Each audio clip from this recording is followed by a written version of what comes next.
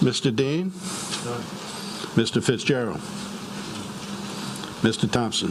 Mr. Toledano? No, thank you, none. Mr. Balisaro? None. Mr. Groby? No, sir. Mr. Canulet? None. Ms. O'Brien? Mr. Feinstein? Just a typo correction, but on the second ordinance for introduction, I know it says voting precinct 914, and then it says Ward 8, District 14. It can't be Ward 8 and Precinct 9, starting with a 9. And I think if Teresa understands that, we can get that taken care of. It's been corrected. Okay. Thank you, Steve. Thank you, Steve. Anything else, sir? Mr. Bender? No, sir. Ms. Blanchard? Mr. Smith? Thank you.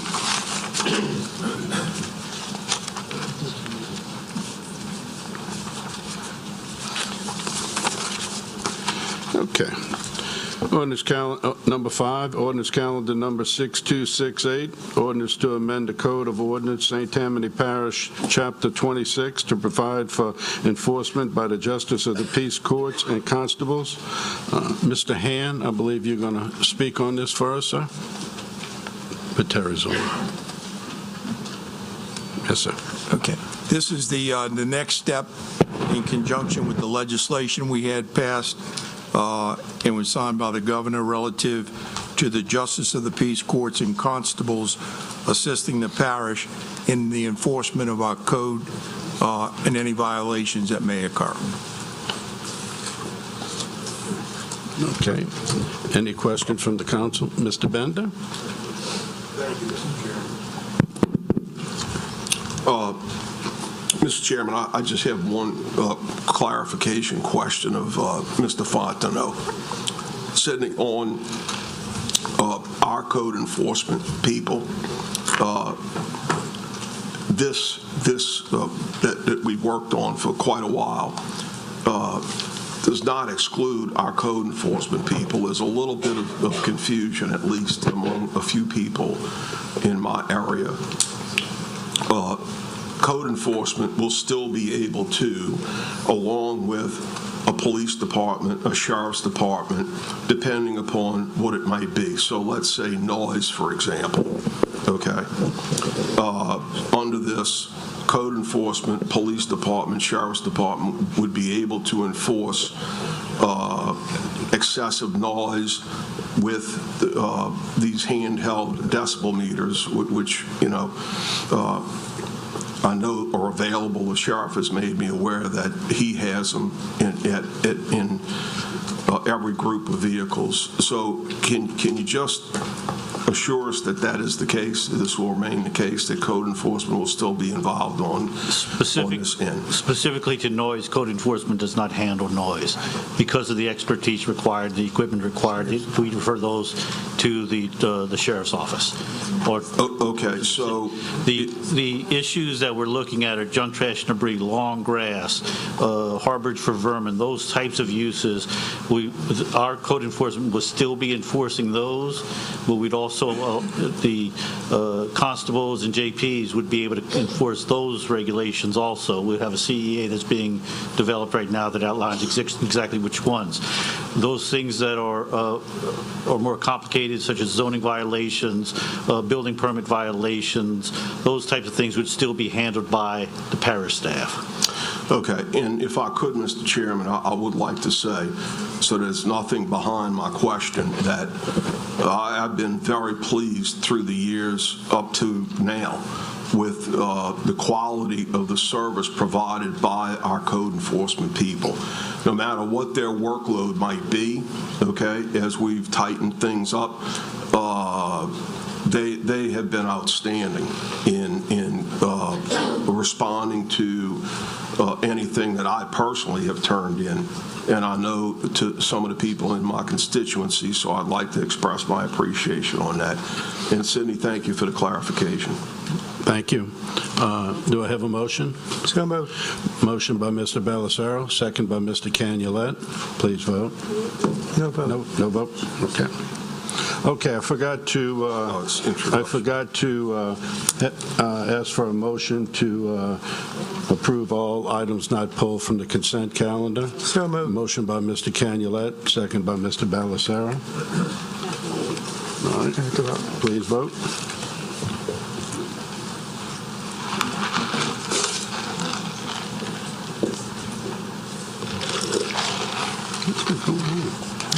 Motion is unanimous, one absent. Thank you. Number 19, ordinance calendar number 6282, ordinance to create prospective precincts changes the configuration boundaries of designations of its elected precincts. Mr. Han.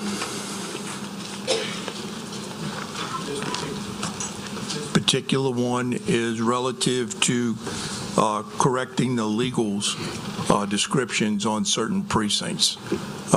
We had the maps were correct, but the legals didn't match what was on the maps. So that's what this ordinance does. So we're amending the ordinance in certain respects, but the main part of the ordinance relative to correcting the legal description is being accomplished by this. Okay. Any questions? Seeing no questions, motion? Motion by Ms. O'Brien, second by Mr. Groby. Thank you.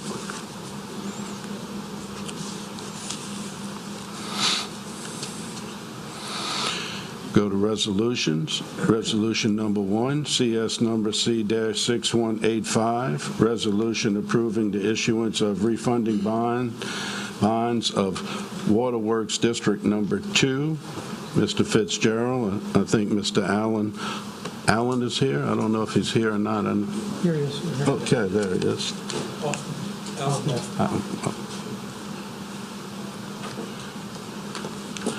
Good evening, Alan Offner, with regard to the refunding of the outstanding callable maturities of the Series 2008 general obligation bonds of Waterworks District Number 2.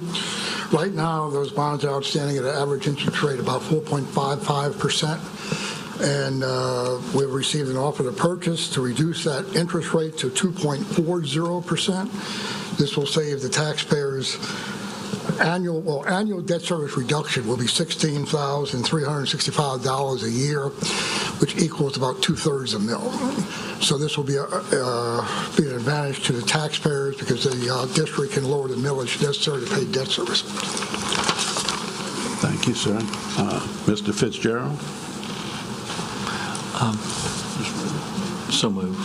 Motion by Mr. Fitzgerald, second by Mr. Thompson. Please vote. You're ahead of the game.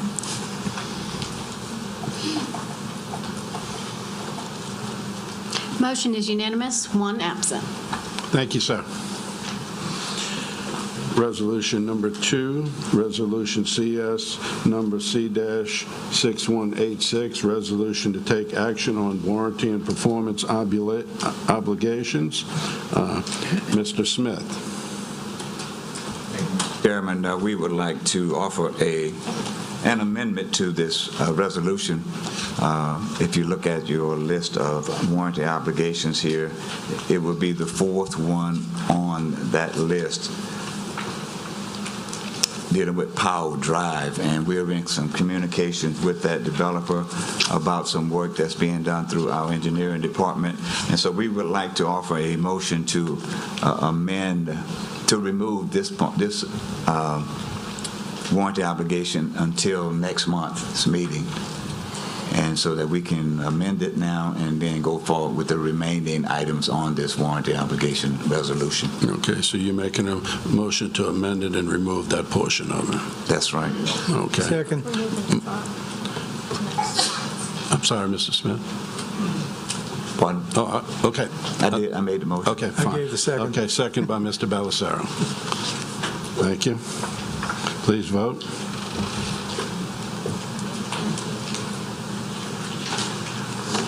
Motion is unanimous, one absent. Okay. And now I need to do one for the regular. Okay. Now, I need a motion again, Mr. Smith? I'm sorry. on the second one, Lake Ramsey Phase 4. Okay. Good afternoon, Council.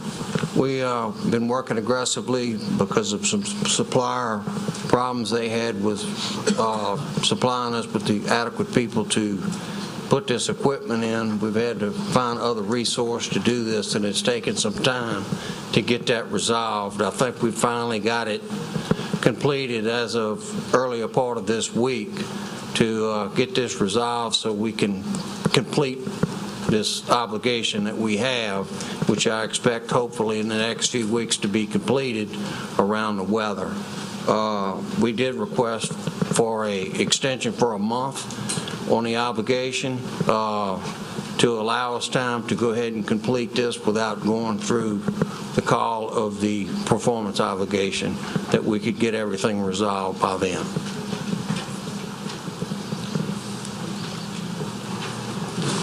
I move to extend it for a month. You have a motion to extend it? Second. To amend. Mr. Taladano? Second. Second by Mr. Taladano. Mr. Smith? Motion to adopt the resolution as amended, but it's Okay, already been but done. we have another one to go with it, so No problem. we'll do them in just a minute. I'll come right back to you. Okay. All right, so thank you. Please vote.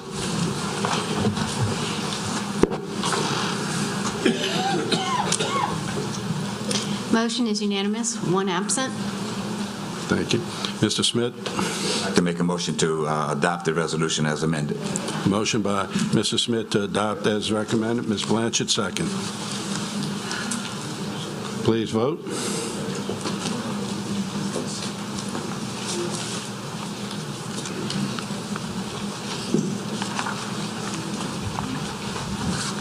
Motion is unanimous, one absent.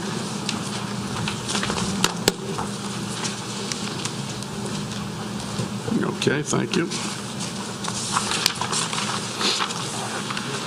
All right, we'll move right on to the appeals. Okay. We'll go ahead and move right on to the appeals. We have just another note for that. Note, speaking time per side is 10 minutes, 3 minutes rebuttal, 2-minute conclusion. Number 1, Robert Francesco, appealing the zoning commission approval on May 7, 2019 to rezone 28.9 acres west of Highway 59, S25, T7S, R11E from A-1 Suburban District to A-4 Single Family Residential District, Ward 4, District 5. Mr. Taladano. Mr. Lorino, thank you very much. Just for information purposes, items number 1 and 2 are related. We continue to work with the developers as well as the property owners in interest on this matter. I move to postpone it for 2 months. Second. Motion by Mr. Taladano, move to postpone, second by Mr. Thompson. Mr. Toledano, just to confirm, that would be coming up again at the January meeting or the February meeting? Let's see, thinking out loud, it would be the February meeting. Okay, thank you. Okay. Thank you. Number 2. We have to vote. Oh, go ahead. You hit it?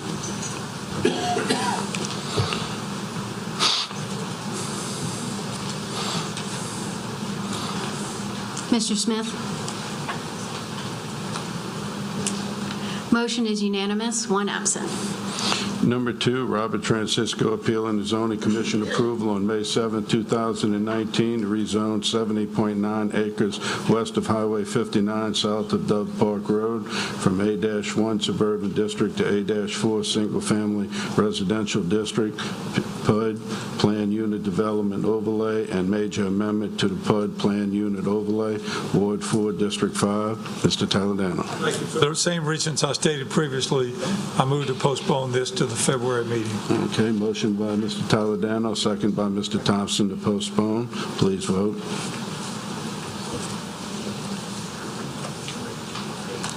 Motion is unanimous, one absent. Number 3, Ivan Malafik, appealing the zoning commission denial on August 6, 2019 to rezone 3.93 acres located south of Highway 435, east of W. Mermaid Lane, west of White Oak Lane from A-1 Suburban District and RO Rural Overlay to HC-3 Highway Commercial District and RO Rural Overlay, Ward 10, District 6. Mr. Tanner is not here. Mr. Stavancic. Mr. Stavancic. I'm sorry? Are you going to have each side make their presentation? Sure. If he wants to. I was just coming to you to let you talk and see what you wanted to do with it. Well, I want them to. I want to hear. Absolutely. That's what I asked you. Anyone here to speak on it? Come on up, sir.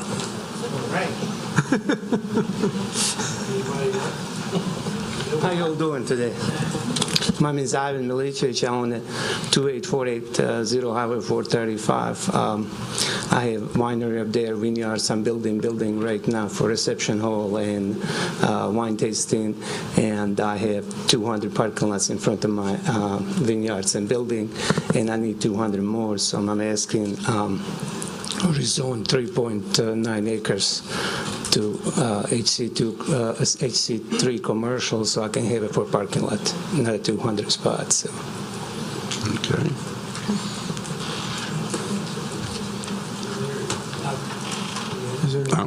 Is there anyone else to speak or oppose? Seeing none.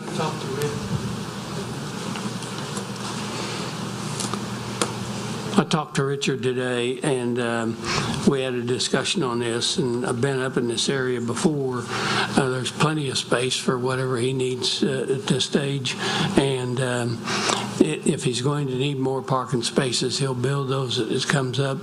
But Richard has asked that we overturn the zoning denial, so I move to override the denial. Okay, motion by Mr. Stavancic, second by Mr. Canulette to override. Please vote.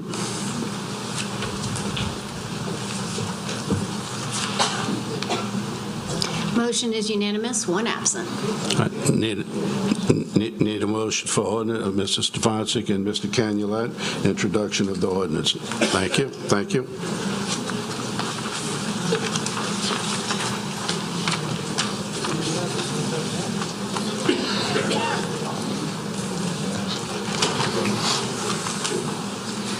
Okay.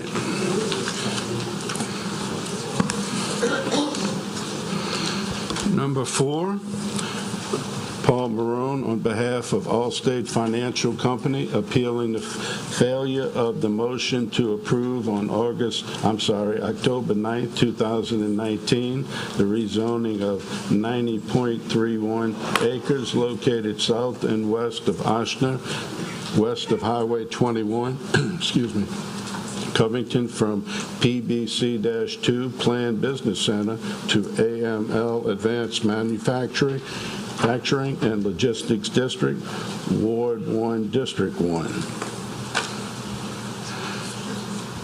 Mr. Dean, do you want to start anything on this, sir? Yeah, I guess, is this on? Yes, sir. Okay.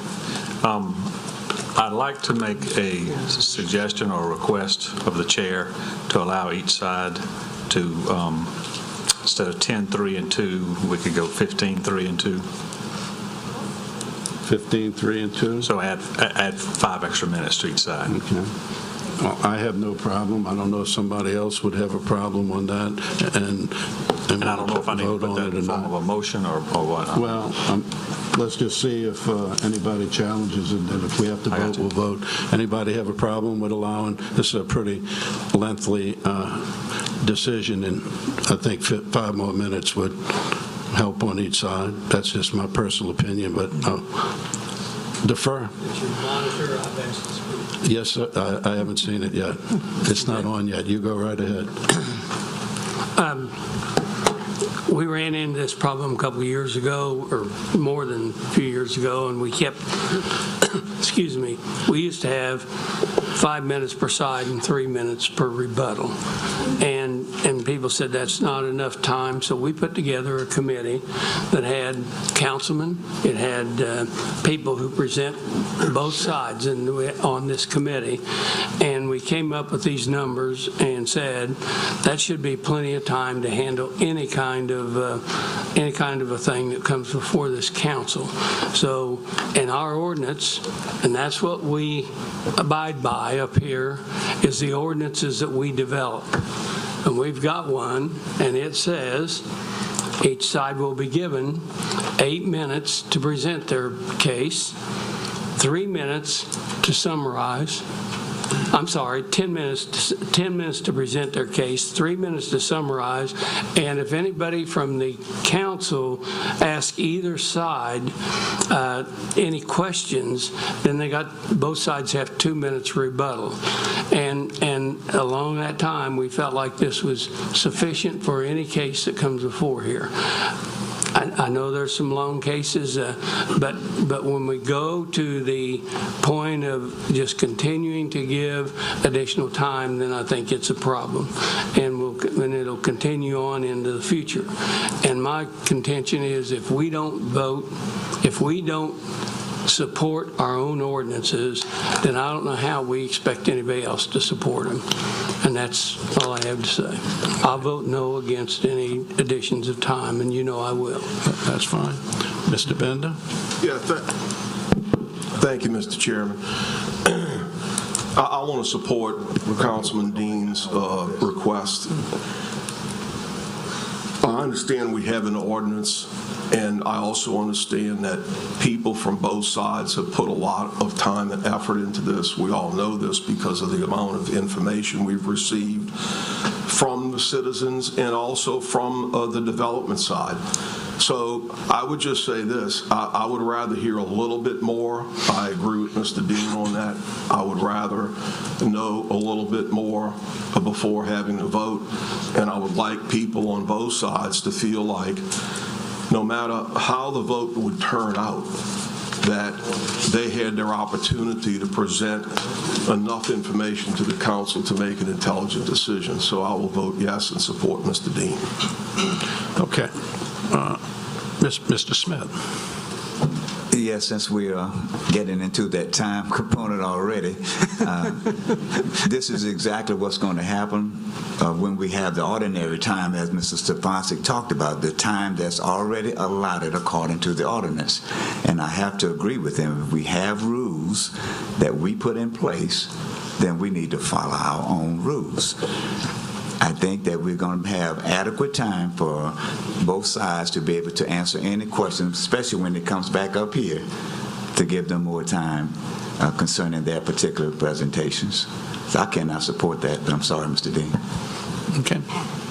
I appreciate it. Anyone else? Mr. Groby. Yes, sir. Thank you, Chair.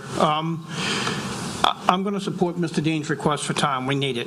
But I'm going to also remind everyone that we also saw a recent election. We saw a pretty low turnout. We need to stand with the citizens, allow them to speak. That's why we're here. Let's give them more time. Thank you. Thank you. Mr. Ballestero, I think I'll get the vote by just going right down the list here. Go ahead, Mr. Ballestero. I would support what Marty Dean has stated. To me, it's reasonable. Both sides have put a lot of time in. I think I've read over 200 emails, aside from text messages and phone calls. And what I have seen through that process is a divergent difference in what these people understand. So I'm waiting for the person who's going to handle the presentation to speak with clarity. Okay, thank you. Okay, let me see. Ms. Blanchard. Yes, ma'am. I'll make a second. I believe Mr. Dean made a motion to extend the time by 5 minutes, and I'll call the question. Okay. Thank you. Mr. Dean made a motion, but we did not get a second for it. Do we have a second? A second? Okay, sweet. Thank you, ma'am. Okay. Ms. Blanchard, call the question. Motion is to extend the time limit for presentation from 10 minutes to 5 minutes. Please vote. 15. I'm sorry, 10 minutes to 15 minutes. I'm not taking it away. We're going to have something different. Motion passes 11 yeas, 2 nays, 1 absent. Thank you. Okay, Mr. Dean, anything else you have on that issue? Anything about me talking and questions or anything like that after press? Yes, sir. Yes, sir. Okay, perfect. Okay. Before we get started, Mr. Marone, I'm going to assume, I just want to make sure, because I know everybody's very interested in this, and I want the council members to understand. You have your speakers, and you'll advise us who you want. The only thing I need to know is, Ms. Wagner, and will you be the main person for the other side when it comes up? Lowen. I'm sorry? Randy Lowen. Okay, Randy, thank you. I just wanted to have it when that time comes, so thank you very much. Mr. Marone, what we're going to do is we're going to start this 15 minutes, and I'm sorry. Here's the 4 polls. Okay. Well, Paul will decide that. Okay. All right. We have about half a dozen cards for 4, a lot more than post. Okay. Could I ask a question, Mr. Chairman, before You we can get ask started? anything you want before Just we're for not getting started. clarification for Mr. Lowen and I, will it be a rolling 15? We'll have the 15 minutes. I presume then he will have his 15 minutes. Then we'll each have 3 minutes for rebuttal, and then each 2 minutes to close. That is correct. Okay. What we'll do is when you start your time and you start, and if you want to call someone up, we'll stop it until that person comes up, and we'll start it, vice versa for the other side. So I guess, Mr. Marone, you have the floor, sir. Thank you. Thank you, Mr. Chairman. Members of the council, Paul Marone on behalf of the property owner, Allstate Financial Corporation. This appeal comes to you after a 5-3 vote to approve our request for an AML zoning of this particular property. Because that vote did not reach the 6 required for an affirmative recommendation, it gave rise to the necessity of this appeal. The request, as you are well aware from the information that you have, is for the sole purpose of accommodating a Medline distribution facility on this particular piece of property. That facility is proposed to be 800,000 square feet with the ability to expand to 1 million square feet if the market ever dictates. That expansion, though uncertain, if it were to happen, would not be within the next 10 to 12 years, or would be within about 10 to 12 years. So at the outset of this process, we made clear to Councilman Dean and to the residents that we would only be requesting the AML zoning on the needed footprint for Medline. The request before you was for 90 acres. As the site plan has been refined, we are now in a position to amend that request to reduce it from the 90 acres to 69.46 acres, which is the footprint, the sole footprint that Medline will need. I have a survey, I have a legal description that I'd like to submit. I'd like to formally amend the request to this acreage, which is part of the original 90, but is just shrunk down so that we are not asking for AML on anything other than what Medline actually needs. And we would ask for your consideration with regards to this amended request. This facility will be distribution only. There will be no manufacturing at this facility of any type. This property, as you will see in the packet that's been provided to you, does not abut residential on any side. In fact, we have identified for you the closest distances to residential. The closest being the Shady Lakes area, which is about a quarter mile from where this building would be located. This building would be about a half mile from Maison du Lac, 1,100 feet southwest of the existing roundabout at Ochsner Boulevard, and over 2,100 feet from the closest residential dwelling in the villages of Maison du Lac.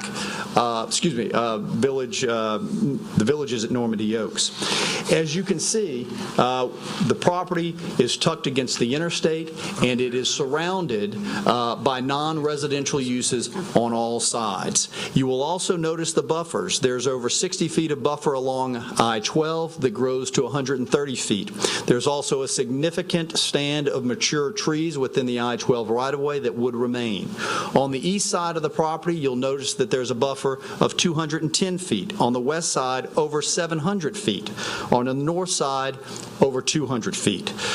The green space at 800,000 square feet, the building at 800,000 square feet, 26.41 acres of this site will be retained in green space. If the facility is ever expanded to its maximum capacity, you would still have over 18.24 acres of green space. So there is significant green space on all sides of this, which provides excellent buffer and which ultimately will render this facility almost out of sight entirely. There is in your packet a rendering that shows a vantage point from I-12 of what this facility will look like. That was done with Google Earth with existing vegetation that is on that right-of-way right now, and as you can see, it almost entirely camouflages the entire facility. I would respectfully submit to you that the AML ordinance that creates the zone that we're requesting does not contain any provision that requires any greater distance from residential properties than what we have on this project. I would also point out to you that this property is further from residential properties than almost every other industrial zone property in St. Tammany Parish. With regards to the traffic that would be generated by this particular site, and in particular the trucks, I'm going to give you what we believe to be the expected truck trips that would be generated by the facility. It's important to note that only about 60% of those trucks would in fact be the largest trucks in the Medline fleet, which would be the double axle. The other 40 would be the straight line trucks as well as the vans. You have pictures of that fleet in your packet so that you can see the size of trucks that we're talking about. But at startup, in mid-2021, there would be approximately 50 to 60 truck trips. That is very close to the existing number of trips from the existing facility that is located on the south side of I-12, just to the west of this facility. At approximately 2025, as the facility grows, you would be at approximately 100 trips. If the facility is ever expanded to 1 million square feet, and if it ever reaches maximum capacity, which would be at 2031 or beyond, then the maximum trip count would be 170 trips. It's important to have context when I give you those numbers, and here's the context I want you to remember. Those trips, the 170, the worst case scenario, 10 to 12 years from now, that would amount to less than 1% of the existing traffic today that travels Highway 21 and Highway 1077. Less than 1%. That is 0.02% of the traffic that travels I-12 in front of this facility, this proposed facility, every day. I would respectfully submit to you that putting less than 1% of the existing traffic flow onto these roadways will have any material impact on their functionality. The numbers simply do not support that. With regards to the timing of these trucks and the trips generated from this facility, they will be off-peak. Outbound will be in the morning, most of them leaving before 5 a.m. because the deliveries to the hospitals require that they be there by 5 a.m. The inbound, most of them in the afternoon, but off-peak. Medline's operations are designed to avoid putting traffic on the roads during the peak morning hours and the peak afternoon hours. Let's talk about the routes that that will be taken for these vehicles. First, the typical inbound route would be 1077 and Pinnacle Parkway. 1077 because there will be a dedicated turn lane that will allow you to get right on the extension road and bring you to the facility. Pinnacle Parkway because there are large exchanges there that would put you on a 4-lane roadway. It would take you to a signalized intersection at Highway 21 onto Ochsner Boulevard and into the facility. Outbound, until there is an allowable left turn at the connector road and Highway 1077, Medline has agreed to send its truck traffic to the east, which would mean they would go to Highway 21. If going west, they would be able to turn on the dedicated lane that takes you on to I-12 west. If they're going east, they would be able to cross the signalized intersection at Highway 21 to Pinnacle Parkway, where you have a 4-lane boulevard to take you to the large interchanges that are there. They have committed to do that. They will do that. They have the ability to program their trucks, and they will do so accordingly. The employees of this facility, all of those shifts start off-peak. There will be 2 shifts, none of which start between the morning hour peaks or the evening peaks. Noise. We would submit to you that this facility, the facility itself, generates no noise. There is an existing Medline facility that's been here for about 15 years. Nobody even knows it's there. The same here. There is no noise generated outside of this facility whatsoever. I would also submit to you that the trucks that you see in that packet traveling 30 miles an hour, which is the speed limit on the proposed connector road and on Ochsner Boulevard, would not have any material noise impact on any residential developments. Now, that being said, we have met with Mr. Green a number of times. We have heard the concerns that he has about the location of the connector road to Shady Lakes and to his home. We did not design the right-of-way, but we are prepared to make a significant gesture in that regard. Medline is prepared to donate to St. Tammany Parish $500,000 to be used for noise mitigation along the Shady Lakes property line as it abuts the proposed connector road. I would also point out that Medline is in the process of converting its fleet to electric vehicles. There is a pilot that is already started. You may have seen this with Amazon and Walmart, who are already there. By the time this facility opens, we will have four of the vehicles in the fleet will be electric.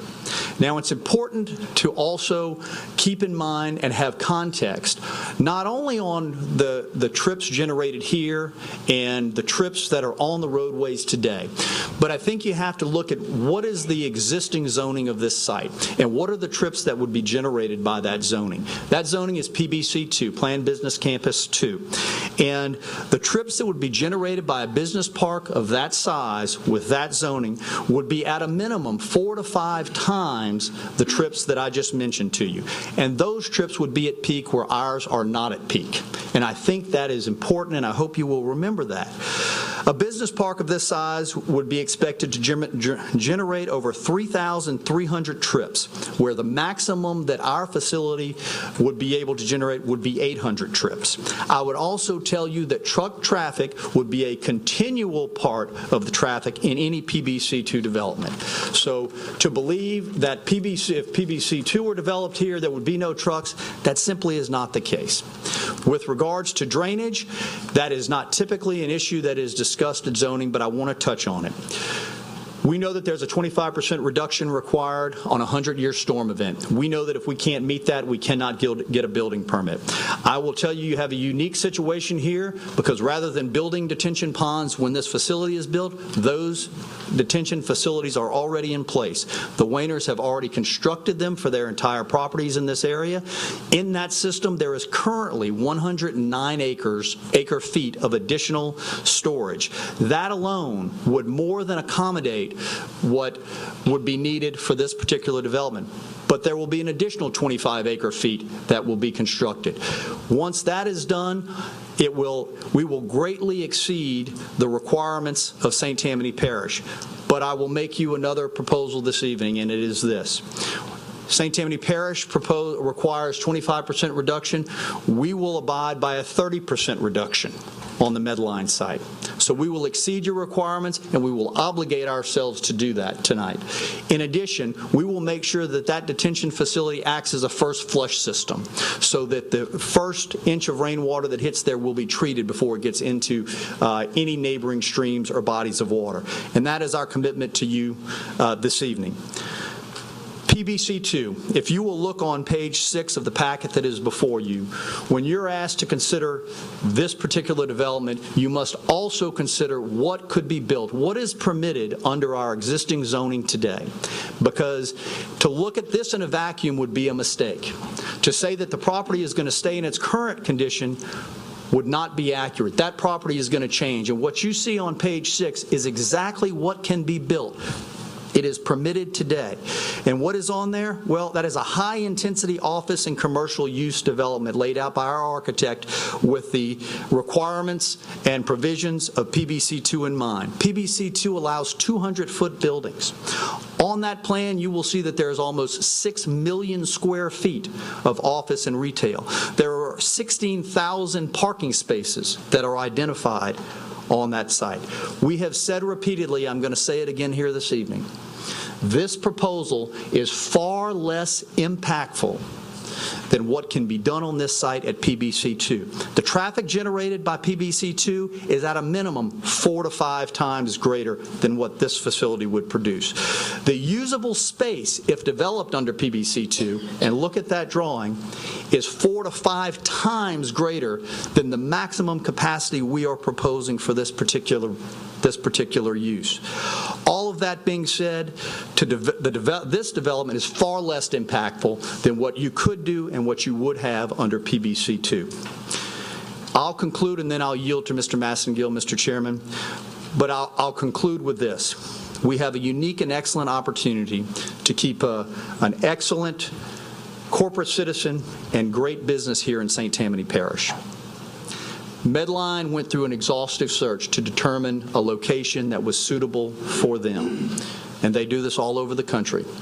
They've determined that this is that site.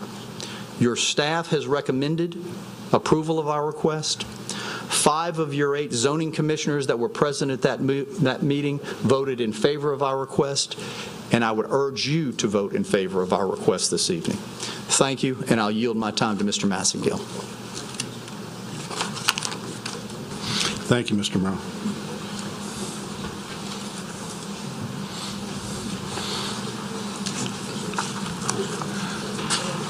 Hey, Chris, let's go. Can we reserve that time, the 30? We have 36 seconds left for rebuttal. No, I'd rather you go ahead and go through it right now. It's not going to add on anymore, so you might as well get the 36 seconds over right now. I will utilize the 36 seconds as fast as I possibly can. I've got 3 things in to say in the course of this time frame. As your Chief Economic Development Officer and leading the economic development in St. Tammany. Got it. Go ahead. Great. Let me start again. The St. Tammany Corporation, as you all know, members of the council and Madam President, we're charged with the responsibility of bringing good jobs and strong investments into this parish. This project represents that. There's been 2 things that have been significant here that I think needs a little bit of clarity. One, there's been a significant effort to disparage the company of Medline and the jobs. I want to point out to you in the packet that's provided to you the cost-benefit analysis that we commissioned on our own that demonstrates $18 million of new taxes back into the coffers of St. Tammany Parish. Almost $14 million in new payroll. I'll come back. Thank you, sir. You're welcome. Thank you. Mr. Lowen. All right. You can. Why don't you just hold on for a minute, and we'll let them put that up. Just a second to set. Yeah, that's what I said. We'll just let them do that.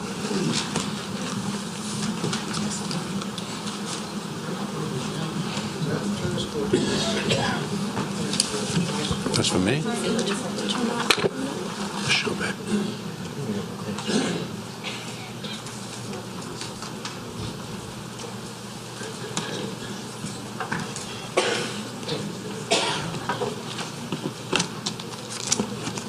Okay, can you see that? Thanks.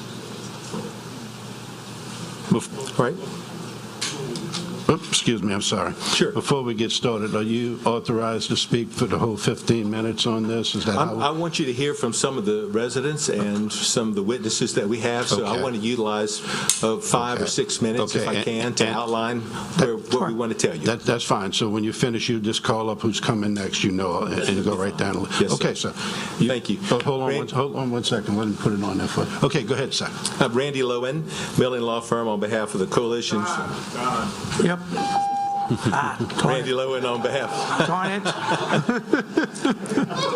We have a new guy operating the clock. It's all right. This thing is not doing on. Put Clear. 15. Okay, I'll put 15. 15. I might need Michelle over here to come do this for me, sweetie. Okay, start it. Then you hit start, see what's good. Randy Lowen, All on right. behalf of the Coalition for Responsible Zoning. We've introduced a packet of exhibits, and we left some with you in your mailboxes if you've got it. It's some of the things we want to talk about tonight.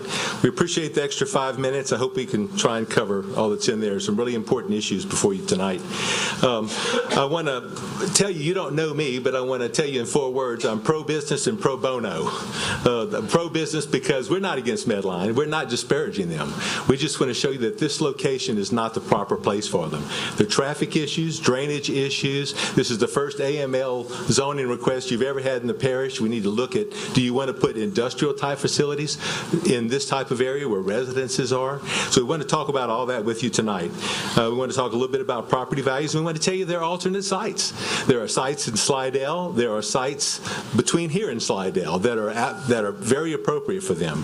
But let me first just point out to you, you probably know this, but the Louisiana law 33:4721 is in your packet, and that's our duty, and it is for you to promote the health, safety, morals, or general welfare of the community.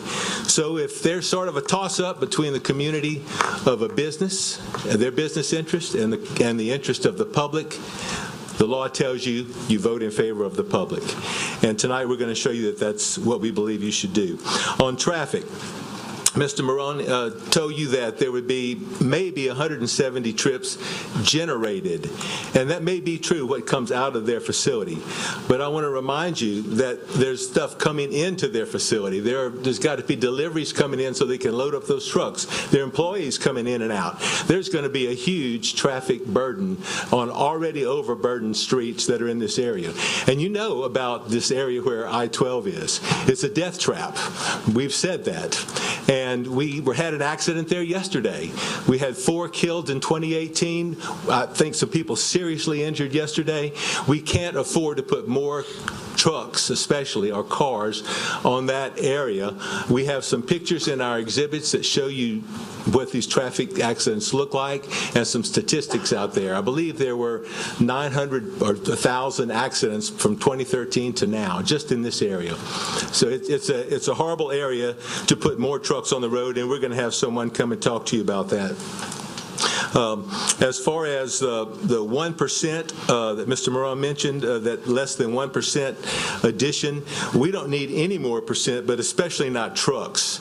And I think when we make decisions on what type of trucks and developments we're going to have in this area, we've got to recognize that these deadly accidents that are occurring where trucks merge onto Pinnacle Parkway or on Highway 21, or just about every one of them that I've seen occur there. And I tell you, I was doing this pro bono, so why? I live out there.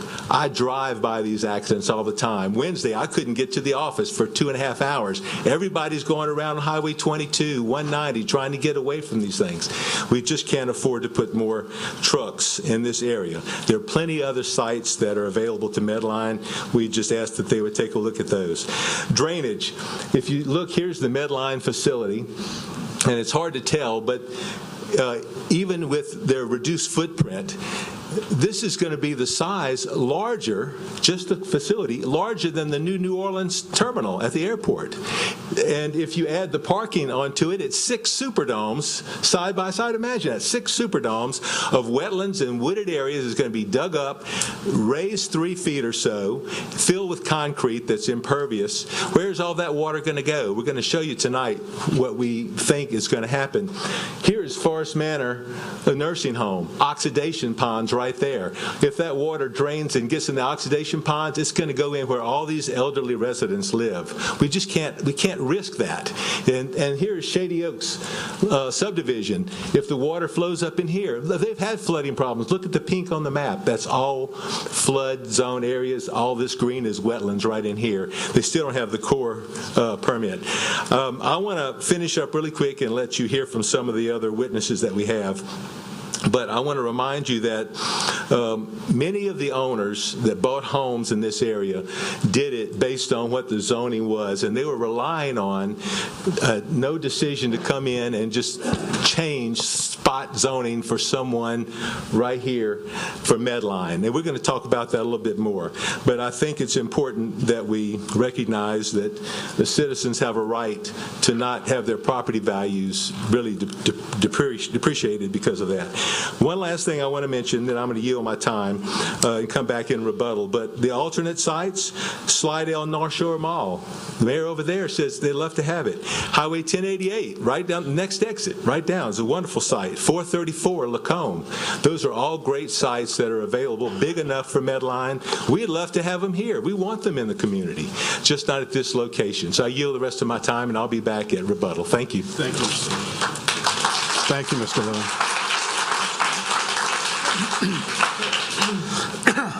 Hello, Ms. Barber. Hello. Nice to see you again. Thank you, ma'am. Just state your name first, please. My name is Barbara Jackson. I am a resident of Abita Springs, and I'm also on the Planning and Zoning Commission in Abita Springs. And when industrialization and urbanization hit in the early 1900s, urban dwellers and industry came face to face, and it became very clear that citizens needed protection for their health, safety, and welfare, and that's true now. And in order to provide that protection, zoning laws and ordinances have evolved over the years. And when I look at everything and all the considerations, I feel that we need to protect our citizens. And I know that you have economic interests in the middle, and you have urban dwellers, and you have industry, and you have to seek a balance. But I feel that the balance is slightly on the side of our urban dwellers. And this AM and L zone is not appropriate for this area. It just isn't. And I think there's lots of things that can happen and go wrong. And you can say, oh, they're not, but they do happen. And somehow a big tube of toothpaste comes to mind. And I can see the things that could happen, and you can't back up on those things.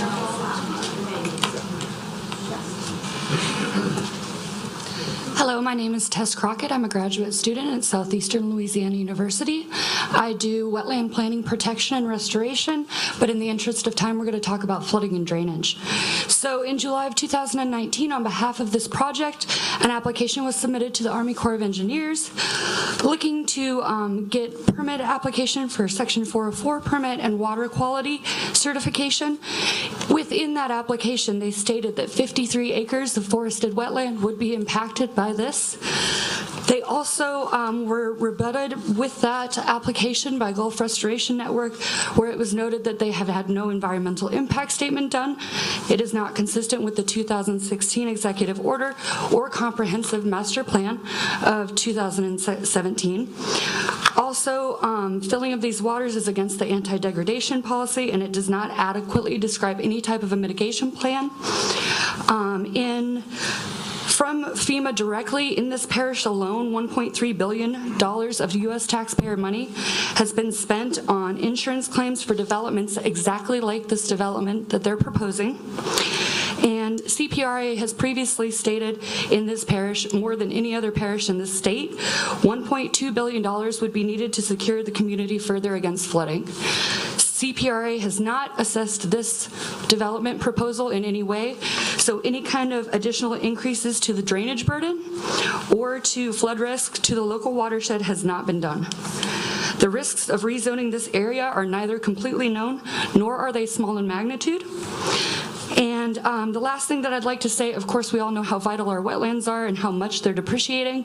When you look at forested wetlands, you're looking at a natural sponge. It takes in a lot of water, slowly releases it, and what you're looking at displacing is 1 million gallons of water for every acre of wetland that they are filling over. That's 46 million gallons of water displaced, and I think that needs a real good look before you consider rezoning this area. Thank you. Thank you, ma'am.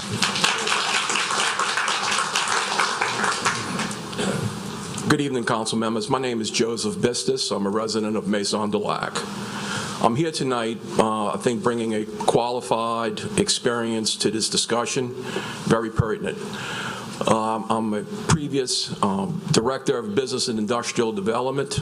I've labored in economic development for many years. I was a President and CEO of a State Economic Development Commission. And as a matter of fact, I was the point person for the city of New Orleans when the last big distribution center came to New Orleans in the early 90s. I was that point person for the city. For the last 15 years, I'm a vice president of an Atlanta-based company, and what I do for that company is site selection. So I have an expertise in site selection, and I've done it in 13 states, and I've stood before many of these bodies presenting my project on behalf of my company. I'm not about NIMBY, I'm about economic development, and we would love to keep Medline here. But I can tell you, based off of my experience and my knowledge and listening to them carefully at the Planning Commission and then going back and doing some research, this is not the right fit. This is absolutely not the right fit. We had it right with the zoning that we did about 5 years ago. And speaking about economic development, if we really want economic development, keep the right zoning, keep the zoning that we have right now, and then you can see full economic development. The taxes that this project would bring, the jobs that we create is a pittance compared to if we keep the zoning that we have in place, it'll bring 10 times that in tax dollars and 100 times of that in jobs, job creations. Why settle? Why are we settling? And by the way, that distribution center that I brought, y'all may remember if you've been around for a few years, it burnt down to the ground. 2 days for the fire department to put it out. 2 full days. This is not the right locations for a number of reasons. And when you're hearing the attorney saying, well, we're going to give you $500,000 for noise mitigation, and on and on and on. This is not the right location. We want Medline, but in another location in this parish. Please support us. Thank you. Thank you. Good evening, President Brister and ladies and gentlemen of the St. Tammany Council. My name is Donalyn Hassenbohler. I live at 83 Xenia Drive in Flower Estates North. And we're here this evening because Wayne Properties and Medline were not successful in convincing the Commission to change the zoning, which plop a massive $1 million foot Medline structure in the middle of this lovely residential, educational, hospital, and assisted living of St. Tammany Parish. There's no present zoning of St. Tammany of AML at all, nowhere. Why here? Why now? The thousands of St. Tammany residents who moved here over the years are searching for trees, grass, green spaces, intelligent planning, and appropriate infrastructure. Any rezoning to permit this facility is a betrayal of these people and belies all those promises. What we've been hearing over the time is we're going to get better access that will be coming to handle the traffic, green space that will be protected, about wetlands that will be mitigated, about floodplains that will get 25% protection, now 30%, about jobs that will be created. These are all hypotheticals. There are no guarantees there. Let's build the infrastructure first, then invite all the businesses to come in and use our lands the way that you'd like to have them. But let's get the infrastructure there. Right now, our roads and our bridges are parking lots. I'm going. One more thing. The very fact that we have to have all this mitigation means that this is not the right place. Thank you. Thank you. Ladies and gentlemen, I'm Maria Mayer, Flower State South. I implore you to think on your own and use sound rationalization in denying this zoning change. Marty Dean apparently is not interested in the concerns of over 1,300 constituents who have petitioned their opposition to Medline. Please deny this request and protect your districts and the future of our parish. Mr. Weiner does not live here, but we do. Mr. Dimitri in Medline, Chicago-based executive management does not live here, but we do. Marty should be interested in what his constituents want and not to validate the benefit of a developer and a multi-billion cancer-producing business. Please vote appropriately based on facts and not empty promises and false statements. The future of our children and grandchildren is more important than the interests of Marty Dean or the investment and advancement of Bruce Weiner and Medline. Remember, the ethylene oxide is a tremendous concern. If this zone changes, different chemical productions can occur. And the Medline spokesman, Blair Curran, said that it was only a distribution and production plant, and they do not do sterilization. I ask you to check their website and find out that they show how they sterilize, okay? There are articles relating to Waukegan, Illinois, and Willowbrook which describe the disastrous effects of these stereogenic facilities. Ethylene oxide is emitted to the air, which is a known carcinogen, which also causes birth defects in the areas of existing Medline plants. This is not something that we need in our area. Please do the right thing. May God bless you, and may the Holy Spirit guide you in making the right decision for our parish. Thank you. Now we have 7 seconds. We're good. You have 7 seconds. We have 7 seconds. Okay. Okay, thank you. I appreciate it. Thank you very much for everyone coming up and making their presentation. And now we'll go to the second part of the rebuttal. And Mr. Marone, you go right ahead, sir. Thank you. I would begin by pointing out and reiterating what has already been said, and that is that there will be no sterilization whatsoever on this site. I would submit that the AML doesn't allow that, but we are willing to and commit to deed restrict from that. This will only be a distribution facility. We've maintained that from the beginning, and those are the facts. With regards to the truck and traffic numbers that I gave you, those numbers are in and out numbers. Those numbers do account for all of the trips. In regards to the different sites and the problems on I-12, respectfully, each of the sites that were suggested, the alternative sites, would put those same trucks on I-12. Those same trucks would be on I-12. Okay. They most certainly would. If you put this facility in Slidell, those same trucks are going to be traveling I-12 in a westerly direction.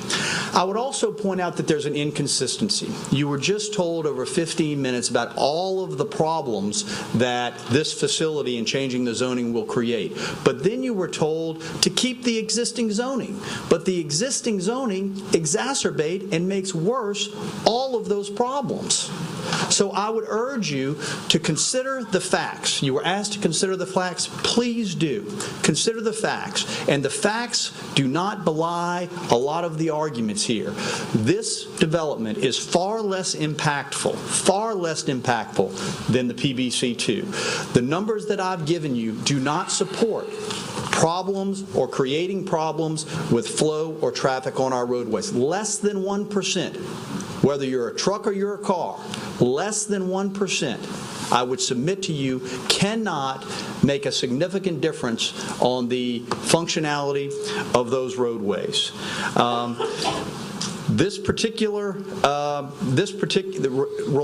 Relying on the zoning, you were also asked, you also told that the residents out there had relied on the zoning when they bought their homes. I go back to what I said a minute ago, and that is this, that if they relied on the PBC2, then the 6 million square feet of office and retail space is what was permitted when those homes were purchased. Okay? And I'm cognizant of their concern. I respect their concerns, but I disagree on the impact. PBC2 will have far greater impact on the infrastructure, on everything in that area. I can tell you, one 200-foot building there is going to be far more visible than a 40-foot Medline facility that is totally encased with green space. So I would urge you to follow the facts. I would urge you to follow the facts, and the facts tell us that this AML zone with Medline, an excellent existing corporate citizen, is in the best interest of St. Tammany Parish. Thank you.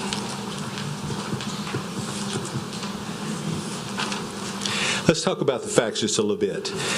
If we're going to have trucks entering the interstate on Slidell, Highway 1088, 434, that's not the death trap area. You know, we can have trucks there. We've got capacity there. That's a fact. AML. It does allow manufacturing. Just look at the zoning ordinance. It allows manufacturing. Maybe not today, but what if Medline sells the facility? What if they change their mind? It could be tomorrow. It's not an appropriate zoning. Deed restrictions. I think I was hearing Mr. Roney talk about deed restrictions. So what if they violate a deed restriction? Maybe what if they decide to change it? Do they have to come to you? Do the citizens get a voice in it? Do the citizens become the vigilantes now to watch this and be sure it's going all right? And then what if there's something wrong? What's the penalty? Do you go to court? Who pays for that? It's just not an appropriate solution. And the last point I want to make, Mr. Marone talked about existing zoning. PBC2 is not the correct thing. Well, let's think about that for just a minute. Let me tell you about this Supreme Court case. It's on spot zoning. Generally, you have the authority to do anything that's reasonable with zoning. But here's what the Supreme Court said about spot or piecemeal zoning. It's in the Four States Realty case, 1975. Rezoning on a piecemeal or spot basis is highly suspect. Generally, property owners may rely on the previous exercise of police power in zoning. That's what we're asking you. Expecting that changes in zoning will only be made so as to affect vested property interest when the change is required to assure the public welfare. A parish or city, whoever the governing body is, purporting to act under its police powers cannot create in a large area of property an island or parcel of land of a different zone. The Supreme Court said you can't pick out a zone and just make it something else to support a property owner. And let's just talk about it one more time, one more thing. In your packet is the purchase and sale agreement between Medline and Mr. Wayner's company, Allstate. We got it from the Corps of Engineers. It's public records. The price isn't there, so we don't have to worry about that.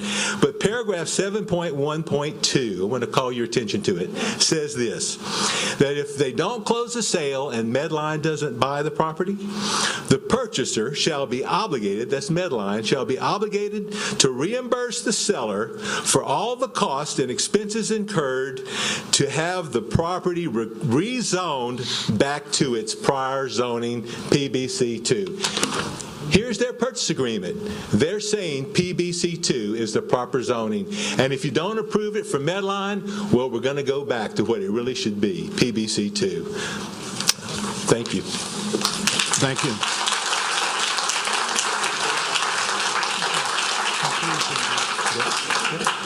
2 minutes. Okay, Mr. Marone, we have closing now for 2 minutes. Yeah, yes, sir, Mr. I'm sorry. This is not the place to have 2 minutes. It's after there are any questions by the council. Okay, we can do that. Okay, that'll be great. That'll be great. We can do that. Mr. Dean. Yeah, I know that you have a few questions to ask Mr. Reno, so I'll... Okay. Okay. Thank you, Mr. Dean. Well, and thank you, Mr. Stavachik. I appreciate it. I think we'll all agree on this. It's a very interesting and tough decision, but I want to touch on a few things, and I'm going to ask Ms. Collin to touch on that. If the council will look and remember, my last 4 years I've been up here, that when a zoning issue comes forward, we never talk traffic and drainage. We never do. And that's okay. And I'm happy about that because I think we need to change the rules because I believe that's how you have a full picture of what comes forward and you vote on. But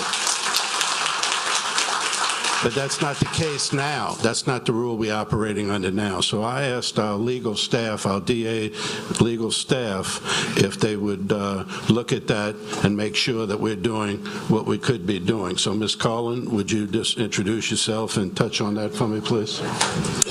I'm Carlin Riles. I'm an assistant district attorney, and I'm assigned both to the council and the planning and zoning commissions, along with Emily Couvion. And we decided that the best way to explain this would actually be to read from one of the revised statutes about what zoning regulations do. So both the council and the public has an understanding of, this is not all of the considerations that the council can consider when making a zoning decision, but this is part of it.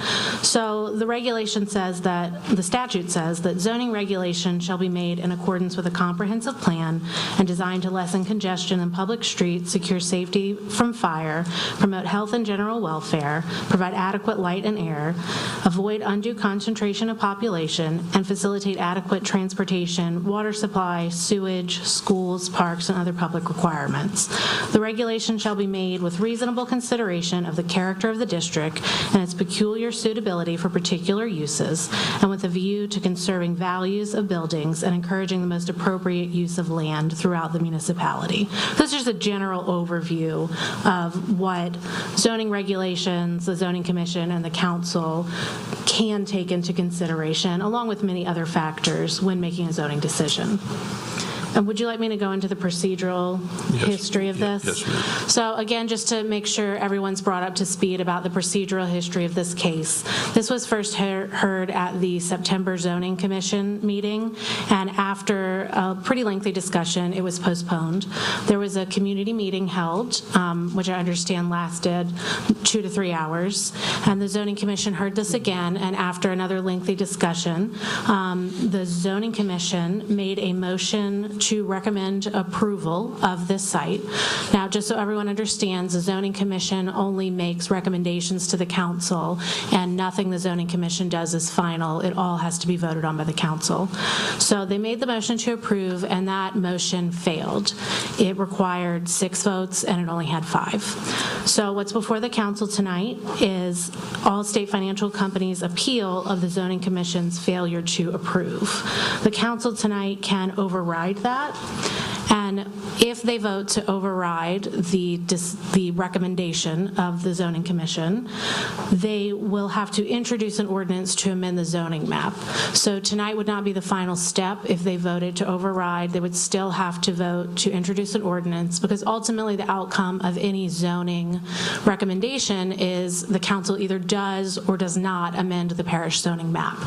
If the council concurs with the failure to approve the request for zoning change, then this would be the last time that the council would hear it. The appellants, the Allstate Financial Company, would have an opportunity to appeal this to the 22nd. So that's kind of a procedural rundown. And if, as you have your discussion, you have any further specific questions, I'll be happy to answer them. Thank you, Colin. I appreciate that. Mr. Smith, I see the light on. So. Yes, sir, Mr. Chairman. Thank you very much. And I want to begin, because I have a litany of questions, trying to make a decision here on this question of what has really boiled down to location, because I think everybody's really in favor of the Medline development, but the question is, where is it going to go in St. Tammany Parish? But my first question goes to staff. And on the zoning staff report, Sidney, when I read the section that talks about staff comments, and I get down to the next to the last sentence that starts with the 2025 future land use plan. And it states that that plan designates the site to be developed as a planned district with single unit residential uses while preserving the natural environment. And this is where my question comes in on this sentence. Staff does not have any objection to the request, considering the petition AML zoning district allows uses that parallel. That last statement seems to be in contradiction to what I understand you're stating about the 2025 master plan and what it allows. Can you elaborate on that for me? The 2025 master plan would have been adopted in the land use, I believe, 2003, 2004. In 2010, we did the comprehensive rezoning, 2008 through 2010, with most of it culminating in 2010. I think we had 3 of the 5 study areas adopted in that year. At that time, the decision of the council was to zone this property Planned Business Campus 2, the PBC2 designation. The 2025 plan and comprehensive plans under Louisiana state law are advisory in nature. They're not mandatory. And so you will find locations between the 2025 plan and the comprehensive and the rezoning or the zoning of the property that are inconsistent. Some of those are based on location. Some of those are based on the historical use of the property, a number of issues. But that final decision, the legally binding decision, would be the zoning classification established by the council. So that in lies why you say that this is parallel to what the 2025. You make that assertion based on that? No, it is parallel to the previous decision by the parish council in the late 2000s. Okay, and that still stands today, correct? Right. Secondly, Mr. Chairman. There's 2 main issues here that I'm grappling with, and they've been addressed tonight. One of them is drainage, and the other one is traffic. On the drainage piece, Mr. Marone alluded to the fact that... Mr. Smith, yes, would sir? you do me a favor, if possible? Sure. I thought you were going to ask something to Ms. Collin, and I have a list of questions that Mr. Dean, I was going to go through, and I think that may ask some. So if I'll be happy to let you go forward, but if you don't mind, would you let me kind of get it started, and that way we can focus on one issue at the time, traffic, drainage, and the actual building. I think it may help us all get something, but whatever way you want. You have the floor, and I'm not going to take it away from you. Certainly, we can always come back. Go right ahead. Thank you, sir. I appreciate it. Thank you, sir. And, okay. When I look at this, and we had 2 presentations, and we received a lot of paperwork, but sitting here, I'd like to see something more definite, and I had mentioned to Mr. Marone, and I don't know if he's done it or he has it, so I'm going to ask him. Paul, do you have any PowerPoint that you could put up that I can look at traffic and buildings and things like that? I think that would be very helpful to this council. Yes. Look to Mr.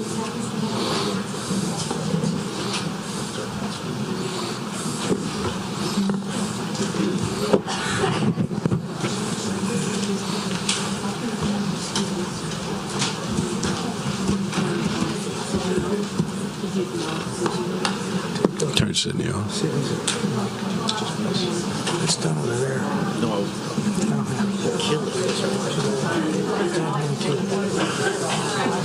It's on.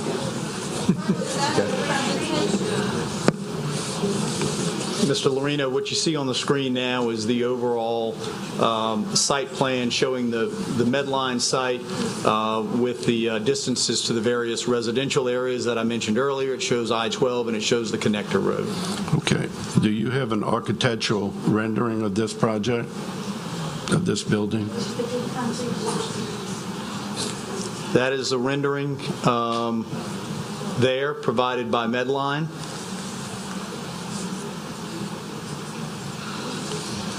Okay. Is that a building that's in operation somewhere else right now? That is yes, and that is the prototype for these buildings, these type facilities for Medline. Okay. And if I'm not mistaken, you said that the building proposed is 40 feet high. Is that correct? That is correct. Yes, sir. And how high is that building? 40 feet high. 40 feet. So that's what we're looking at. Yes, okay. sir. It's it's going to be constructed on a concrete slab, right? That is correct. What is the actual, we received a lot of emails. I know I have, and good questions and good concerns from residents. Is it $1 million, $2 million?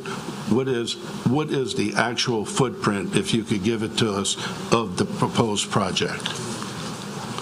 I'm going to back up. So what you see there is the site. That is the building that is proposed. That building is 800,000 square feet. And that shows the access roads. It also shows the truck bays. If the facility is ever expanded, which I mentioned earlier, it can be expanded to 1 million square feet. That would be 10 to 12 years down the road, as I said earlier, if at all. And that's what the facility would look like at that point in time.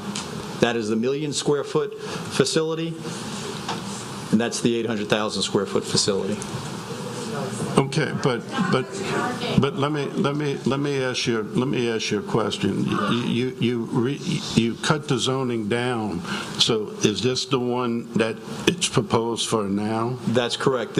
What you see there is consistent with the amendment that I made. If you look to the top or the north of that, you see that pie-shaped piece of woodlands. That is what was excluded based on my amendment this evening. Okay. You talked about buffer zones. Excuse me? You talked about buffer zones. Yes. What is that? And I'm going to give the other side a chance to talk about this, okay? Okay? Believe me. But I want to get it all out so I can see it in front of my face before I make a vote, rather than looking on a piece of paper, okay? That's the purpose of this, okay? So if you look at this particular slide, the area along I-12, you'll see the more narrow area is 60 feet. As you go east and west, it enlarges to 134 feet. You can also see the green space or the vegetation within the I-12 right-of-way that I mentioned earlier.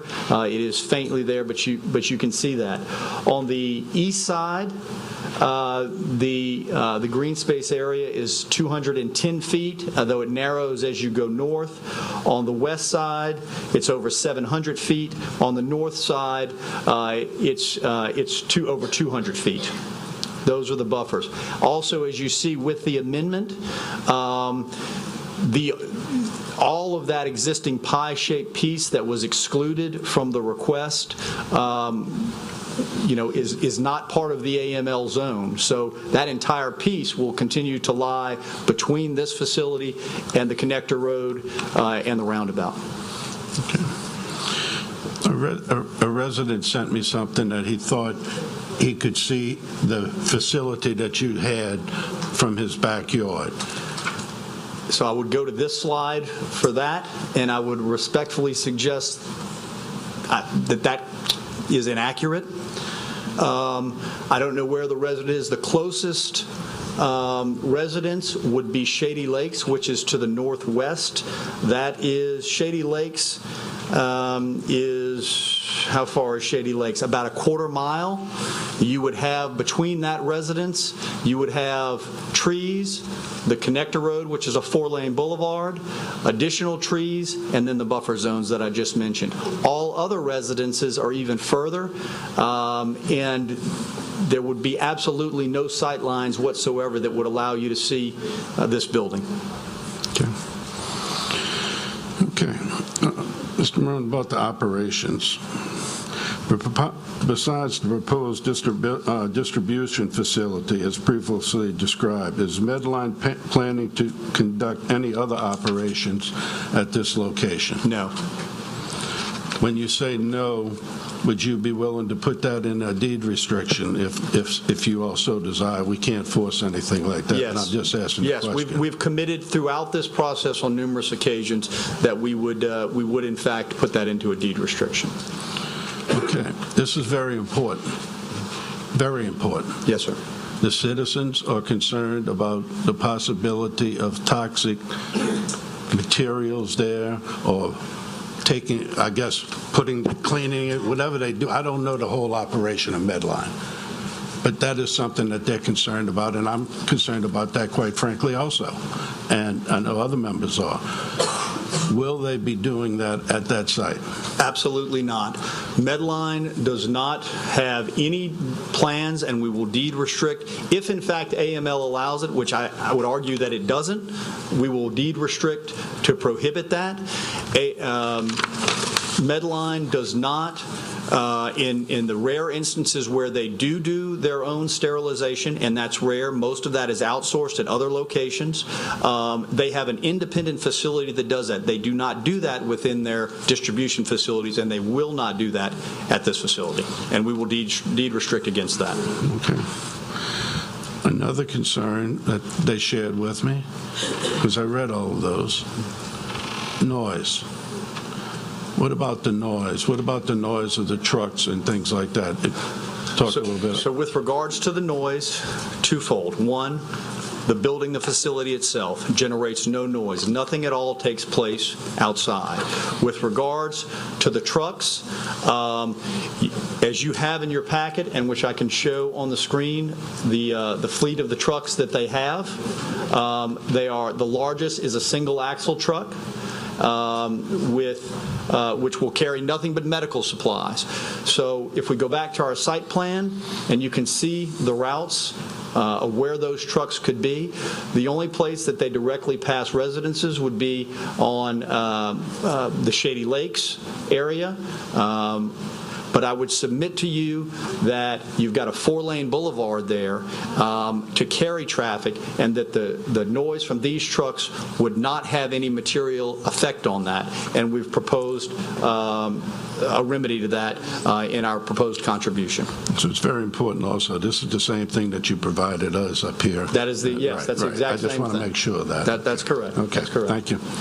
It just makes it a little easier for us to see. Is there a plan for future expansion of the facility of any of the surrounding acreage? There is not. There is not. Okay. All right.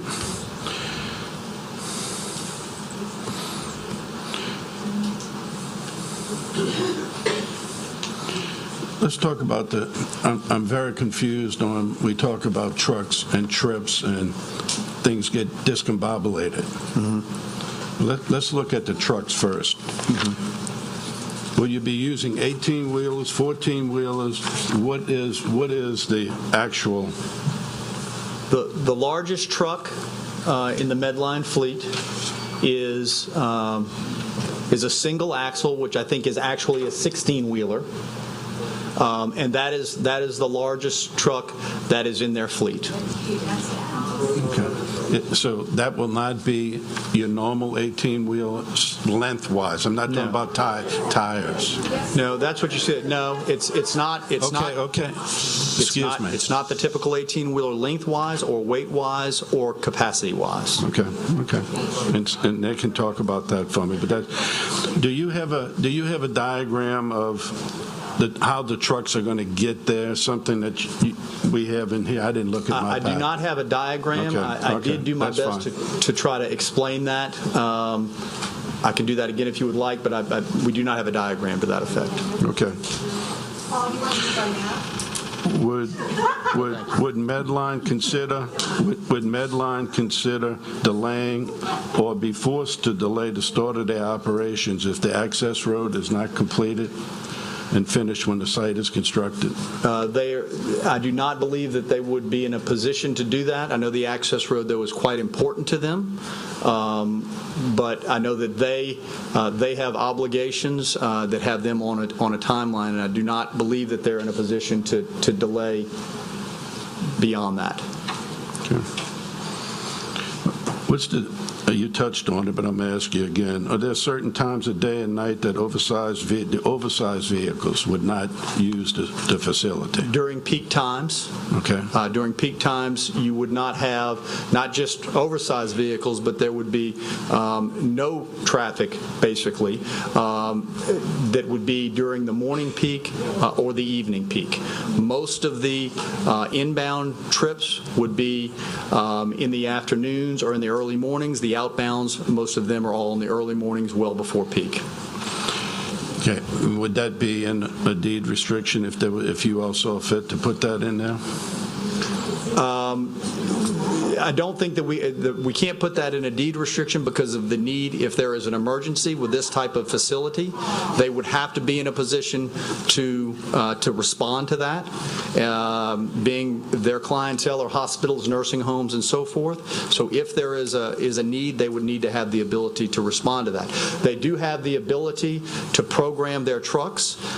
They do that all over the country. They design their business to stay off peak, and they will do that in this location. Okay. 1077 is a major concern of mine, and a lot of people in here and a lot of people in the council. Would there be a need for any of these oversized trucks to travel on 1077 and to use the roundabout near Hannon High School? As I mentioned before, they will utilize 1077. They will utilize 1077 inbound, but there will be no need for an inbound vehicle to travel to the roundabout. There is a dedicated turn lane that will allow them to access the connector road without the need of going north. In addition, the only time that you would need to have a vehicle coming from this facility to go to that roundabout on 1077 and 1085 would be if they were outbound. And right now, as you are maybe aware, there is no left turn at that intersection of the connector road and Highway 1077. Because of that, Medline has committed that all of their outbound trucks will go east until there is an approved and constructed allowable left turn at that intersection. So they will not put any trucks on 1077, large trucks on 1077 to go to the roundabout. Going to the roundabout? Correct. Okay. And once again, I can't say this, but I'm going to keep saying it. It's up to you all. Would that be something that would be included in the deed restriction? I can discuss that with and I know Medline. Remember, we come back again next month. Right, I can discuss that with Medline. Okay, good. Okay. Okay, I'm going to go to drainage for a couple of things. Sure. What is the drainage plan for this? I know you went over it, well, you don't have to, I guess. You went over that in detail. Would you all consider porous concrete for the massive amount of concrete that's there? We did consider porous concrete. Medline checked into that as a possibility.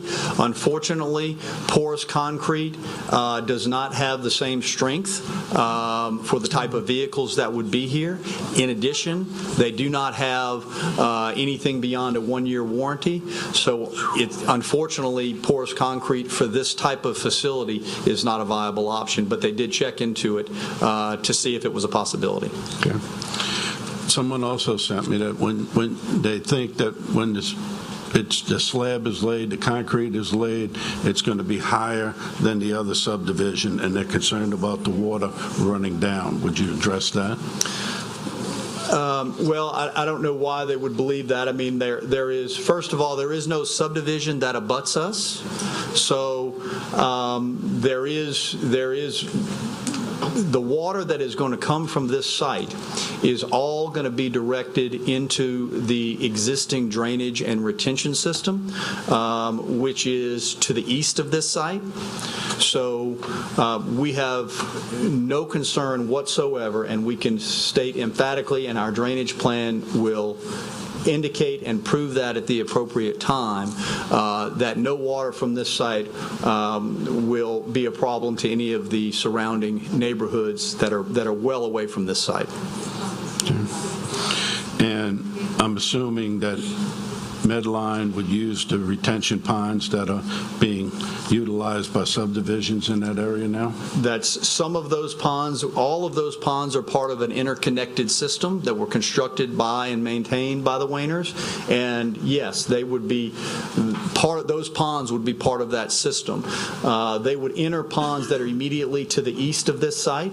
There is ponds there now, and that is the location of the additional 25 acre-feet of storage that I mentioned prior. Okay.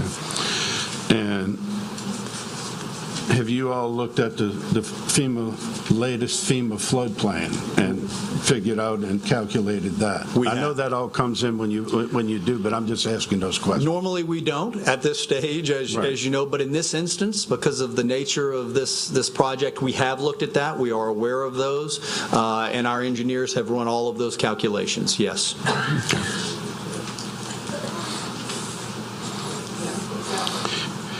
Okay. That's really all the ones that I have. Thank you, Paul. I know some other councilmen are on the list here and want a lot. Just hold on one second, Mr. Long.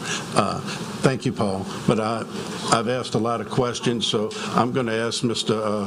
Lowen if you want to come up and comment on a few of those, sir. Sure. Thank you. Can I close this, Paul?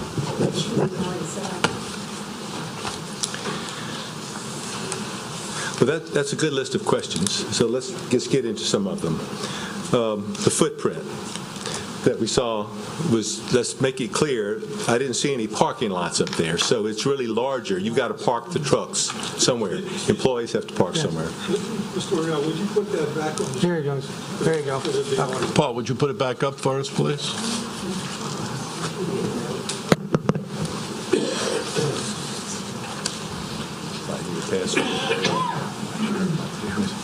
I know this is a little unorthodox, but I think this is a very important issue, and it should be vetted out properly. Just let me know, or if you want to go to someplace, just let me know. Okay. Thank you. Thank you. Which slide did you want to see?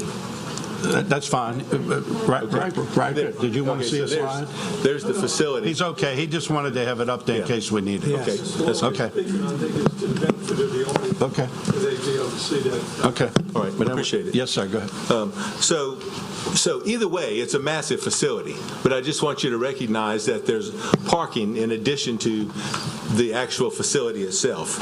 And look, green space is not the issue. I'm sure whatever they build, it'll look nice. They'll have green space.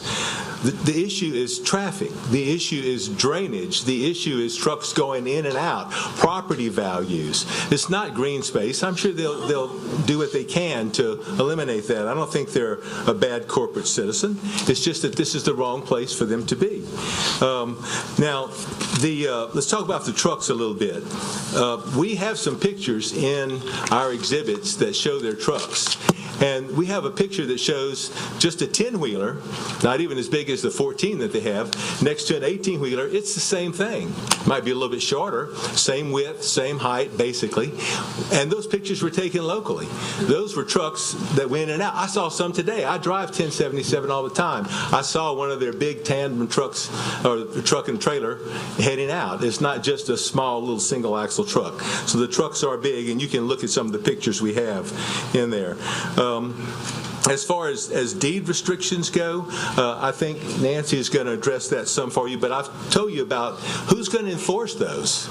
How are you going to be sure that that works? And is the parish going to take on that responsibility of enforcing those deed restrictions? And what if Medline sells it? You don't even know who's going to buy it after that. So I just tell you that's just wrought with problems.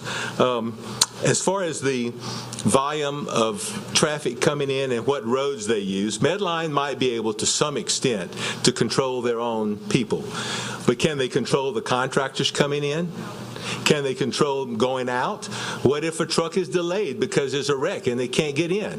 What if there's an emergency, as Mr. Marone said? There are all kind of possibilities that are going to happen. You can't predict when trucks are going to be late or not, and I just suggest to you that trying to say that you can't use this road during this time is a disaster waiting to happen.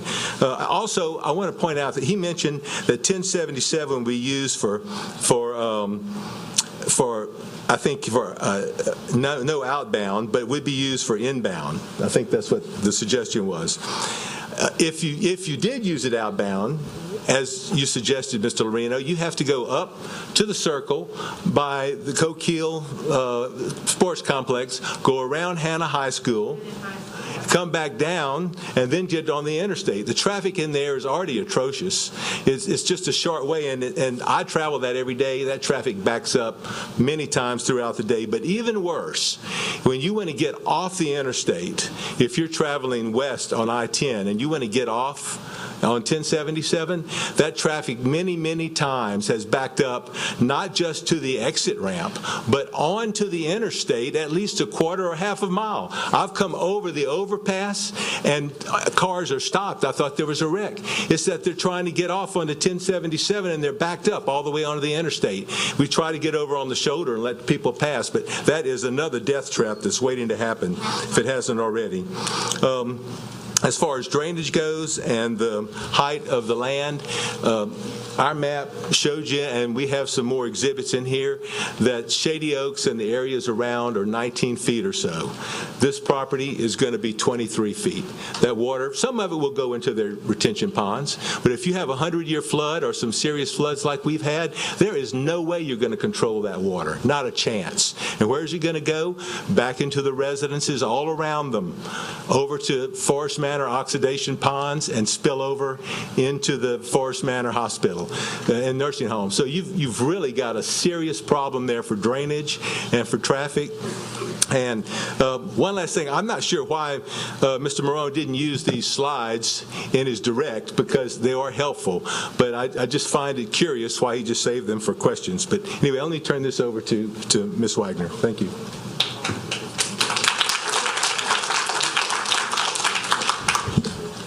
Hi, Nancy Wagner, President, Flower Estates Civic Association. I want to thank a lot of you met with us, and a lot of our teams. I just want to take just a second and thank you for the time so many of you spent, so many council members were so willing to spend. And for those of us who thanked us for driving to Slidell, it was fun. So thank you. A couple comments on the questions that you asked, Paul. The footprint of the building as shown up there. The information that we got as to the sizing was what was supplied by their permit to the Corps. So the amounts of concrete, like the 46 acres of concrete, are in their application. And the clerk has a complete set of documents and has both the amended application and the original application. The footprint of the building, when it built up to 1 million square feet, plus all of the parking surrounding, is the equivalent of 6 superdomes of impervious concrete. 6 superdomes. It's larger than the new airport at the New Orleans Airport Terminal. Larger than that. Just the building alone. In terms of traffic, you're talking about how they're promising not to use the roundabout at Hannon. Well, for the trucks they control, that's one thing. But one of the reasons was stated, and I believe it was at the community meeting, that they wanted this location was because it was so close to FedEx, where they get drop shipments from FedEx. So if you look at the map, and, well, you probably know where FedEx is, up 1077. So it won't just be the same number of deliveries being made by FedEx going up around that roundabout to the existing location. It will be multiple times more FedEx drop shipment trucks going around the roundabout, because that's where they're going to go from 1077, 1085 to get to this proposed location. And in terms of the operations and during what hours, you will see in your exhibit booklets, you have an exhibit which I wrote, and it's called Differing Statements as to Truck Types, Numbers, and Routing, because so many different statements have been made about when the trucks will run and where they will go and where they will use for access, that it's really, really hard to say what statements really do rule. And one thing that's particularly troublesome was all the different times that people have said about when the trucks would run. One statement was, oh, don't worry, the trucks will only run from 2 a.m. to 5 a.m. Why would you have a regional distribution center and only run trucks 3 hours? And another statement was made by Mr. Josh Weiner that the facility would operate only from 5 a.m. to 7 p.m. and only on weekdays. So I would ask Mr. Lorino, if you could include your question to them, is this a 24-hour-a-day, 7-day-a-week operation, which is their standard? And may I say one more thing about the reason that we would say that they're going to build 23 feet for this structure is because what they put in their core application, because they need to be that far high above the floodplain. So they're going to build to 23 feet. And if you look also in your booklets, you'll have the statement by Don Allett, who is out of town, but he is a retired Army Corps of Engineer, water expert, hydrologist, and he has made his professional opinion statement in there that due to the low point of this location, that where that in a certain rain event, and he's the hydrologist, not me, but you have it in your packet, that water will not be able to be contained to flow only to the east. And I will sit down now. Thank you.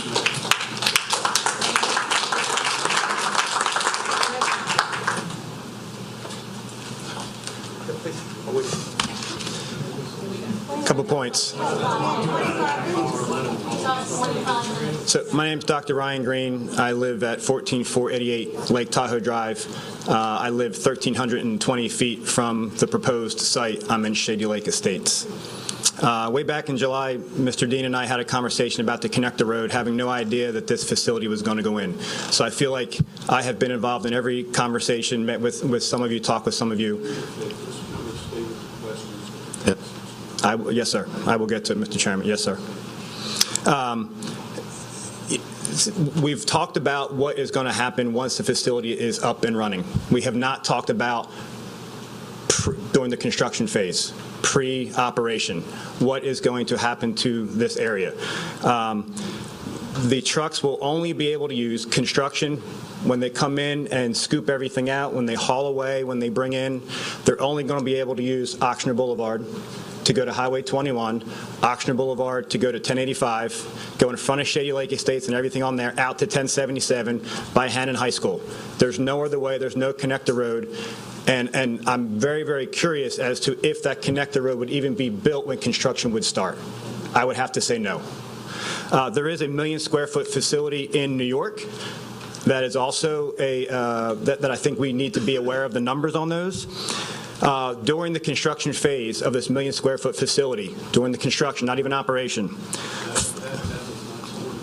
To talk about other council member will bring up the construction. Okay. We'll discuss that at that time. Flooding. I do live at Shady Lake Estates. Okay, I'm at 20.2 feet.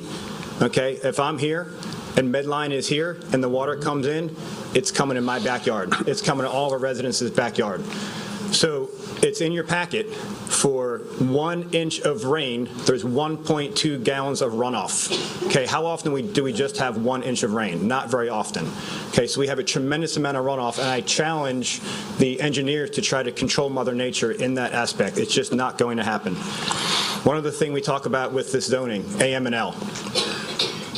If it's not Medline in that area, then who? I grew up in New Jersey, not here. I'm going to be brief. This is the perfect example. We had a similar situation where I grew up, and the company came in and built and put deed restrictions that they were not going to manufacture anything. We're going to contain all the contaminants. Well, nobody policed it. Nobody enforced it. We had a large incident of cancer in my town, Exhibit A, okay? I do not want to go through that again. I understand they said they're not going to do that, but if they decide to leave and somebody else comes in, again, we've said this, who is going to enforce that? Who is going to protect these residents? I went through it once. I don't want my children to go through it again. Thank you. Thank you, sir. Okay, thank you. Mr. Smith, we'll go back to you after I went a long way and had a lot of answers, but you go right ahead, sir. Thank you, Mr. Chairman. I'll try and be as brief as I can. You take your time. I want to, at this time, because there's a question that I need some clarification on, and I hope it'll help everybody else as well, and that comes down to, at the end of the day, when the developer has done what he wants to do and the residents have done what they need to do, or either they have to live it, whatever happens, somebody's going to have to enforce and maintain what we wind up with. And so I'd like to, if it's okay with you, Mr. Chairman, ask our parish engineer if I could ask him a few questions as it relates to drainage.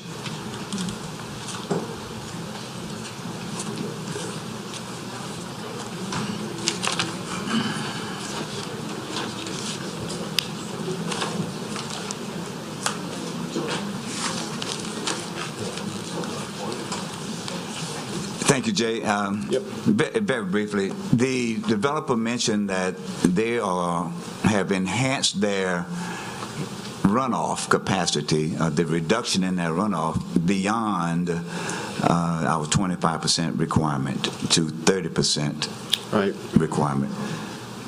If you've had an opportunity to look at that and analyze that new offering that they're giving,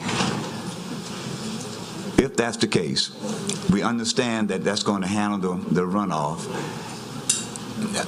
to the immediate adjacent properties. But what about, in a given rain event, that water that's going to leave that location and go through our tributary to finally wind up in the Chifuncta, I would guess? Can you answer that for me? Is it going to adequately handle a significant rain runoff? So what I can say is, our current ordinance requires that they reduce the peak post-development runoff by 25% of what the pre-development runoff rate is. Right. And I've heard them say that they would be willing to go above and beyond what our current ordinances require, the 25% reduction, and provide a 30% reduction. We haven't had any engineered plans submitted to our department. We haven't had a permit submitted, so there's nothing that we've reviewed to show us, where they're proposing to have ponds for detention, to provide the detention, to meet the ordinance requirements. But so really all I can tell you at this point in time is when we get the design plans for the building, we'd make sure that it's in compliance with all the traffic requirements, it's in compliance with the drainage requirements, and it's in compliance with the fill requirements. That we currently have on the books? That we currently have, yes. Okay. And so the process, I think that you spoke to earlier, Mr. Chairman, and had called in to explain to us, it's going to put us in a after-the-fact position. So what we're considering here tonight is coming from the developer's point of view and the resident's point of view, and that's what we have to make a decision on. That's unfortunate. It is very unfortunate. Shifting gears right quick from drainage to traffic. Have you had an opportunity to, or can you tell us rather, when the 1077 extension is going to be complete? So we haven't put it out to bid yet. We haven't finished everything that we need to do with the plans, getting the DOTD permit, just wrapping up things to put it out to bid. But once we put it out to bid and have a contractor, we're expecting construction to take around 16 months. 16 months? 16 months. Okay. Okay. And we hope to put it out to bid in like the first quarter of next year. Okay, so that would facilitate their outbound ingress and egress to then be, as Mr. Marone stated, they'll be able to use that for their outbound. Inbound? Inbound, okay. 16 months. Secondly, so in the meantime, they'll have to use Highway 21. Right. Yeah, the connector road's not constructed. Ashland Boulevard to get to Highway 21. I don't know where. Yeah, it looks like they would have a proposed connection just south of the roundabout at the westernmost point of Ashland Boulevard that would take them to 21. So have you had an opportunity to look at any traffic studies that? We haven't had anything formally submitted to engineering department for us to review. All of the engineered plans and the studies that go along with it happen after the zoning has taken place. Okay. I'm going to pause right there and give somebody else a chance. Thank you. Thank you, Jay. Yep. Ms. O'Brien. Yeah, well, I want to thank everybody for being so gracious tonight. I want to thank everybody for coming, and we got some very detailed emails and phone calls, and I certainly appreciate that. Met with people from both sides, so I do appreciate that, but this is going to be like the LSU-Alabama game. Some people are not going to be happy, and some people will. So we want to do as much due diligence as possible, and I know I've spent hours and hours on this. One of the things that has been brought up repeatedly has been site selection. And I'm understanding that people repeatedly ask, why there? Why don't you go to Slidell? Why don't you go to 1088?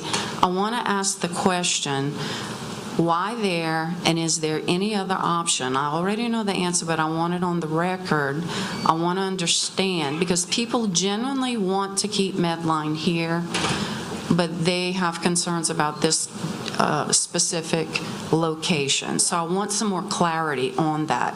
Basically, I want to know, is it here? And then your second choice, as I understand, your second favorite choice is actually outside of St. Tammany Parish. Can you elaborate on that just a little bit for us, please? Thank you for the question, ma'am. Yes, we've had multiple locations. We had a Plan B and Plan C sites as well. We've been working on this now for 8-9 months. Just through this process and many months before. We've been at this location for 15 years. We love this location. It works for many, many reasons. We've looked at over 50 different sites. I've been doing this for 30 years. And this location is the only location that works in St. Tammany Parish. Believe it or not, this is no fun going through this process. And if we've had another facility in St. Tammany that worked for us in a parish that we love to be part of, that we've been part of for the last 15 years, we would have selected and purchased it. But this facility, this location is the only one that works, and we're literally on the other side of the highway today in the 200,000 square footer. So we are right at that location, just on the other side of 12. So basically, it's this one, or it goes outside St. Tammany. May I ask, I don't know if you feel it's appropriate, I'm just curious, yes, ma'am. Where are some other locations that you're considering? They're along I-12, but not in this parish, and they're further west. Okay. I wanted to... Yes, sir. His name and... Okay. Yes, I apologize. Dimitri Duke, and I'm Vice President of Real Estate Facilities and Operations for Security Operations for Medline Industries. Okay. Thanks, sir. I apologize. Okay, that's what I want. I wanted to clarify if that was even an option to go somewhere else. I had understood that that was not. Not in St. Tammany, ma'am. Okay. I wanted to ask a question, and thank you so much. Sure. Okay. I wanted to ask, since it was brought up, and certainly we don't enforce it, but there's been discussions about deed restrictions. And I want to ask our attorneys, are deed restrictions legally binding contracts? Yes or no? One of our attorneys. They are legally binding on the parties that are a party to the deed restriction. St. Tammany Parish is generally not a party to deed restrictions, and you should not consider deed restrictions when making your decision. What you should, the question in front of you is, should the zoning map at the site be changed from PBC2 to AML? Okay, thank you. The other thing I wanted to ask was about control of the traffic. If I understood correctly in meeting, I know Medline can control their trucks, but they can't control their vendors. It's my understanding, if I recall correctly, that 50% of the trucks going in and out are Medline trucks currently. What percentage will change if you are indeed allowed to build this building? How will that differ, increase, decrease? I would imagine your trucks would increase with your line or your fleet. Can you tell us the difference and what amount of traffic you would be able to control once it's built, if you get approval? Yes, ma'am. So nationally, we're averaging about 65 to 70% of all truck traffic inbound and outbound being Medline employees. employees Medline trucks. Currently, we're less than that because the facility is 200,000 square feet today. In this facility, our goal to be about 80% once we're up and running, and we will control 80% of the traffic. The remainder is mostly with a few select vendors. The largest of them, 80 to 90%, is FedEx, who is our global partner, and we can absolutely, I cannot say we control FedEx and where they deliver from, but we can absolutely have that discussion with them.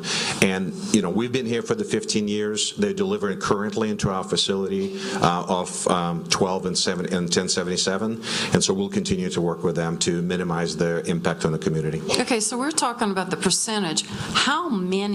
What number of outside vendors do you have currently? So today we probably have about 3 to 5 vendors. Okay. Let me see. And I do want to say, out of those trucks today, 60% of them are the single axle 16, 18-wheeler trucks you guys are referring to, and the rest of them are the straight trucks, the smaller trucks, and the vans as well. Let me ask you a question. I think Mr. Marone may have covered it, but I want to make sure I understand correctly. Yes, ma'am. Anywhere in the United States, anywhere Yes, ma'am. in the United States, is there a distribution center that has manufacturing right on the side of it, next to it, part of the building, anywhere? No, Medline Industries? Yes, sir. No, ma'am, no. Okay. When you're building this, you're wanting to build this for 800 square feet. How much are you going to, 800,000 Yes. square feet. How much of it do you anticipate using initially? Day one will be using about 300,000 to 400,000 square feet. May I ask a question why you're building such a large building? Because we have 160 facilities worldwide, about 40 million square feet. We have close to 14 facilities that we're in the process of building or design to build across the United States today. We're part of healthcare, and these facilities, we own them free and clear. We're a fourth-generation family-owned business out of Chicago that's been around since 1910, and this facility, we plan on being here forever. And it's very expensive and very costly to move these facilities with all the infrastructure and technology that's built into them. We want to be here for the next 50 years. So we looked at the growth today, the usage today, and capacity to grow for the next 50 years, and we designed it accordingly. That's why we're building 800,000, expandable to 1 million in the future. So you anticipate to grow into 800,000 Yes, ma'am. in how many years? And I know there's no 10 to 12 years. 10 to 12. Yes. Okay. Thank you. Yes, thank you. Mr. O'Brien, could I address? No, sir. Mr. O'Brien, go ahead. Unless Mr. O'Brien, Well, in a sense of fairness, I would like for him to address my questions, just to be fair. Sure. Thank you. I won't take long. No, she has to ask you to do that, though. That's Okay, right. I appreciate it. On the alternate sites, we, of course, would like Medline to look for some. I'm not sure what their rationale is. I can't control it. But the other sites already have the infrastructure there. Utilities are there. The interstate's there. It's cleared. It's raised. No flooding issues. Highway 1088, 434 is about the same way. I know that Weyerhaeuser has some property they were looking at already, and they did opt for this other area, but it doesn't have the problems that this Ochsner extension does. And the Slidell Mall, over there in Slidell, it's already concreted. It's right on the interstate. They would love to have something there. I'm not sure why they don't want those sites. They seem to be much easier to me. But whatever the answer would be, whether they're just saying that to try and get you to force fit this, which again I think is spot zoning, whether it's that or not, I think there's one thing that they can't ask us to do, and they can't ask us to hold the public welfare hostage just because they want to have a particular site, which to me doesn't really make that much sense. So I think when it comes down to you having to decide, do you go with their private interest or do you go with the public interest? I think you have to go with the public interest, and I've given you the law to say that. And one last thing, I always tell my clients, you don't want to be in court. Well, my question was, as a company, because we as a government do not have the authority or the right to tell them where they should ask to go. I understand that. So my question of the gentleman was, are they considering anywhere else? And apparently the answer is no. Well, they say they're not. I know they were already considering the Weyerhaeuser site on 434. We understand it. We've heard it. Thank you very much. Either way, the point is they just can't hold us hostage. We understand that. Okay, Thank you very much. Mr. Groby? I'm going to go off a little bit something. We had, I believe, the director of the Economic Development, St. Tammany Corp. here.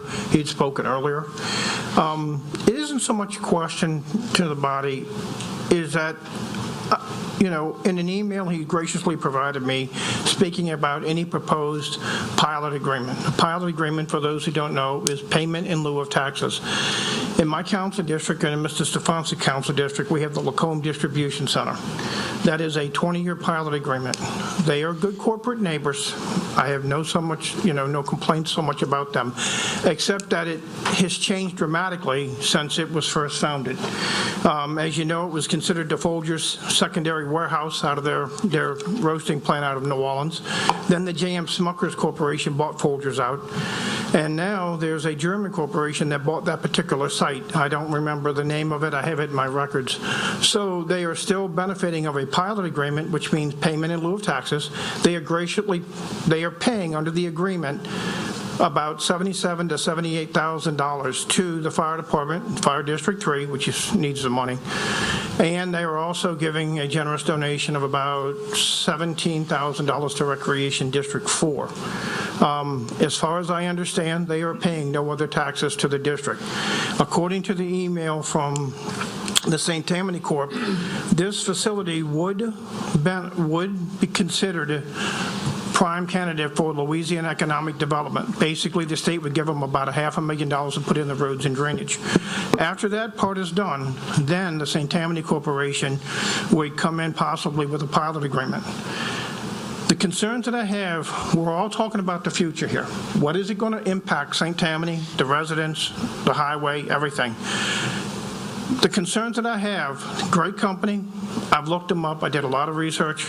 They're going to impact about 300 jobs, so they say. That's $18 million, I believe you said, and generate payroll. I don't know how much is that local. I'm sure the truck drivers don't all live here, but what I'm concerned about is that if they get a pilot agreement, this body does not have a say in the matter. We don't even see the agreement. This body had no idea that there was a 20-year pilot agreement given to the Lacombe distribution system. 20 years. They still are not paying taxes. I believe they have about 3 more years to go, maybe. They up to 118 jobs there, which is great. Hopefully, most of them are in St. Tammany. As the gentleman explained to me in a long phone conversation last week, they cannot require jobs to be in St. Tammany. It is against the law. What I am concerned about, if whatever pilot agreement, if one takes place, should this facility be approved, that these are some of the local taxing bodies that will not collect money. Stark, which is St. Tammany Special Needs Citizens, the school board, COAST, which is Council on Aging St. Tammany, the Distribution Maintenance Fund, and that's important, and I'm going to close on this. In my district, I had to spend $50,000 last year closing in ditches because the trucks coming out of the Lacombe Distribution Center could not follow a no-truck route sign. They kept getting stuck at Crental Road and Fish Hatchery. We had to keep towing them out. They may have been ticketed. We put signs up. The only way to fix this, and Shannon Davis worked with me, we had to close in the corner ditches on both. I'm hoping that Marty never has to spend money out of his fund to fix anything like this. But this is the risk we take. And the issue is that I am deeply concerned, depending on what pilot agreement may happen in the future, how our taxing bodies, because this will be money we don't collect. It doesn't come out of your pocket more, we just don't collect it and where we're supposed to. But it also causes the taxing bodies to spread their required load over the taxpayers they are able to collect from. So this body needs to take that in consideration. Thank you. Thank you. Thank you. Mr. Taladano? Thank you very much, Mr. Moreno. A lot of the questions that I had have either been answered by the gentleman from the company or from the opposition. But I want to be absolutely certain about something for the record.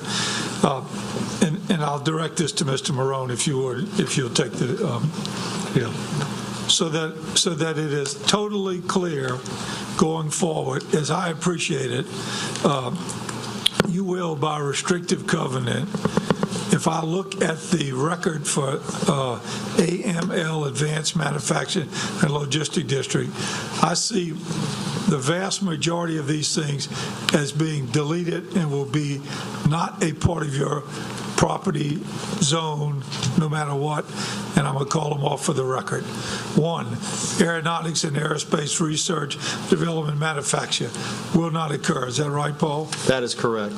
2, automotive research, development, and manufacture will not occur, correct? Correct. Durable goods manufacturing will not occur. Correct. Food product processing and manufacture will not occur. Correct. Furniture manufacture will not occur. That's correct. Garment manufacture will not occur. Correct. Glass, plastic, paint research, development, and manufacture, will not occur. Correct. Hydraulic and robotics research, development, and manufacture will not occur. Correct. Pharmaceutical and medical research, development, and manufacture will not occur. Correct. A very nice lady in the audience alluded to some concerns, chemical spillage, emissions, so forth and so on. As I understand it, in addition to these things, so that we don't bog down in semantics, there will be no sterilization operations in this facility whatsoever. Is that correct? That is correct. Software development and programming will not occur. Excuse me, maybe I misread yes, that. we would not restrict software development and programming. No, and by scientific research and development services, what is your intention with regard to that? That would be allowed, but again, no sterilization or any process similar to that would be permitted. And of course, you will have general offices and services on the premises. That would be allowed, yes. Okay. Is there anything else that stay with me, please? Yes. Is there anything else that I have not made mention of that would not be allowed in your facility that would otherwise be allowed? We also agreed to restrict some of the administrative uses, utility substation, wastewater treatment facilities, and utility distribution facilities. Yeah. Those will also be prohibited. Yeah, and for the benefit of the audience, for those who are not familiar with how this is handled, these will be covenants running with the land. Is that correct? That is correct. All right. My next question is, some of these people, including, I believe, Dr. Green, are residents of Shady Lakes. If we look at the diagrams, that would appear to be the closest proximity either to the facility or in particular to the intended new road, correct? That is correct. All right. And I understand that you have offered up, on behalf of your client, a $500,000 investment in the soundproofing that area. Is that correct? That's correct. A donation to the parish for noise abatement in that area, yes. Do you have any thoughts about the specifics of how that would occur? What would be your intention? How would that be done? I don't think, for instance, you couldn't build a sound wall for $500,000, but what would be your intention? But first, let me ask this question, and I interrupt you, about how much footage is affected by the Shady Lakes proximity to the road?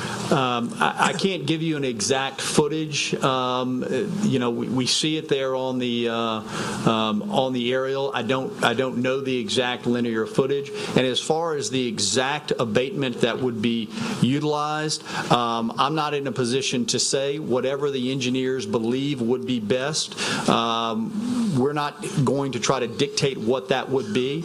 As a layman, it would appear to me that some of the noise abatement that you see along some of the roadways, not the concrete, but what you see is maybe those slatted type facilities, which I think are a bit more economical and, as I understand, service the same purpose. I would say again, though, we are prepared, or Medline is prepared, to make that contribution toward whatever is the best solution in that area. and you'll yield to our engineers. Correct, absolutely. Okay. I think that's the only questions I have for the moment. Thank you, sir. Mr. Bender. Yes. Mr. Lorino, Ms. Nancy. No, we're going Mr. Bender. Mr. Bender, go ahead, sir. Thank you, Mr. Chairman. I want to say to the people on both sides of this issue, I'm going to take my questioning and comments into a little bit different direction, okay? Because I think it's important. The time we've spent on the direction we're in has been important, and I've been listening very, very closely. But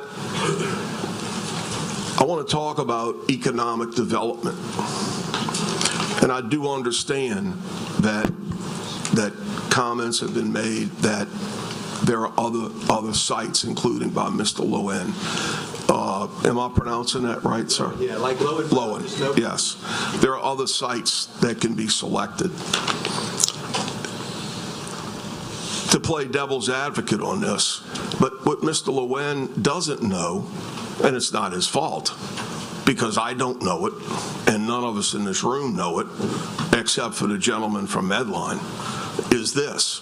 What are the criteria that this company has, and I'll work for a company for 30 years with its own real estate department. We had a vice president of real estate. Their criteria for site selection, and I was involved in Louisiana and Mississippi site selections, was not the easiest thing in the world for the average person, including myself, to fully understand. They have a reason to their badness, and I would just ask by a shake of the head one way or the other. The gentleman, is that fairly accurate? Yes, sir. Okay, so one thing I need to take into consideration, and don't think I'm on either side right now. I'm trying to clear up the ifs, the what about this? Because we've been talking about traffic, we've been talking about drainage, and Jay Watson, our chief engineer, correctly has told us, which we all up here know, that that's at the planning stage. So to be clear, and Jay or Sydney or our attorneys can shake their head, none of this can go forward, even if zoning is approved. Correct me if I'm wrong, without getting through the planning, the engineering, the drainage, the traffic analysis stage. Is that accurate? Okay, that's a yes.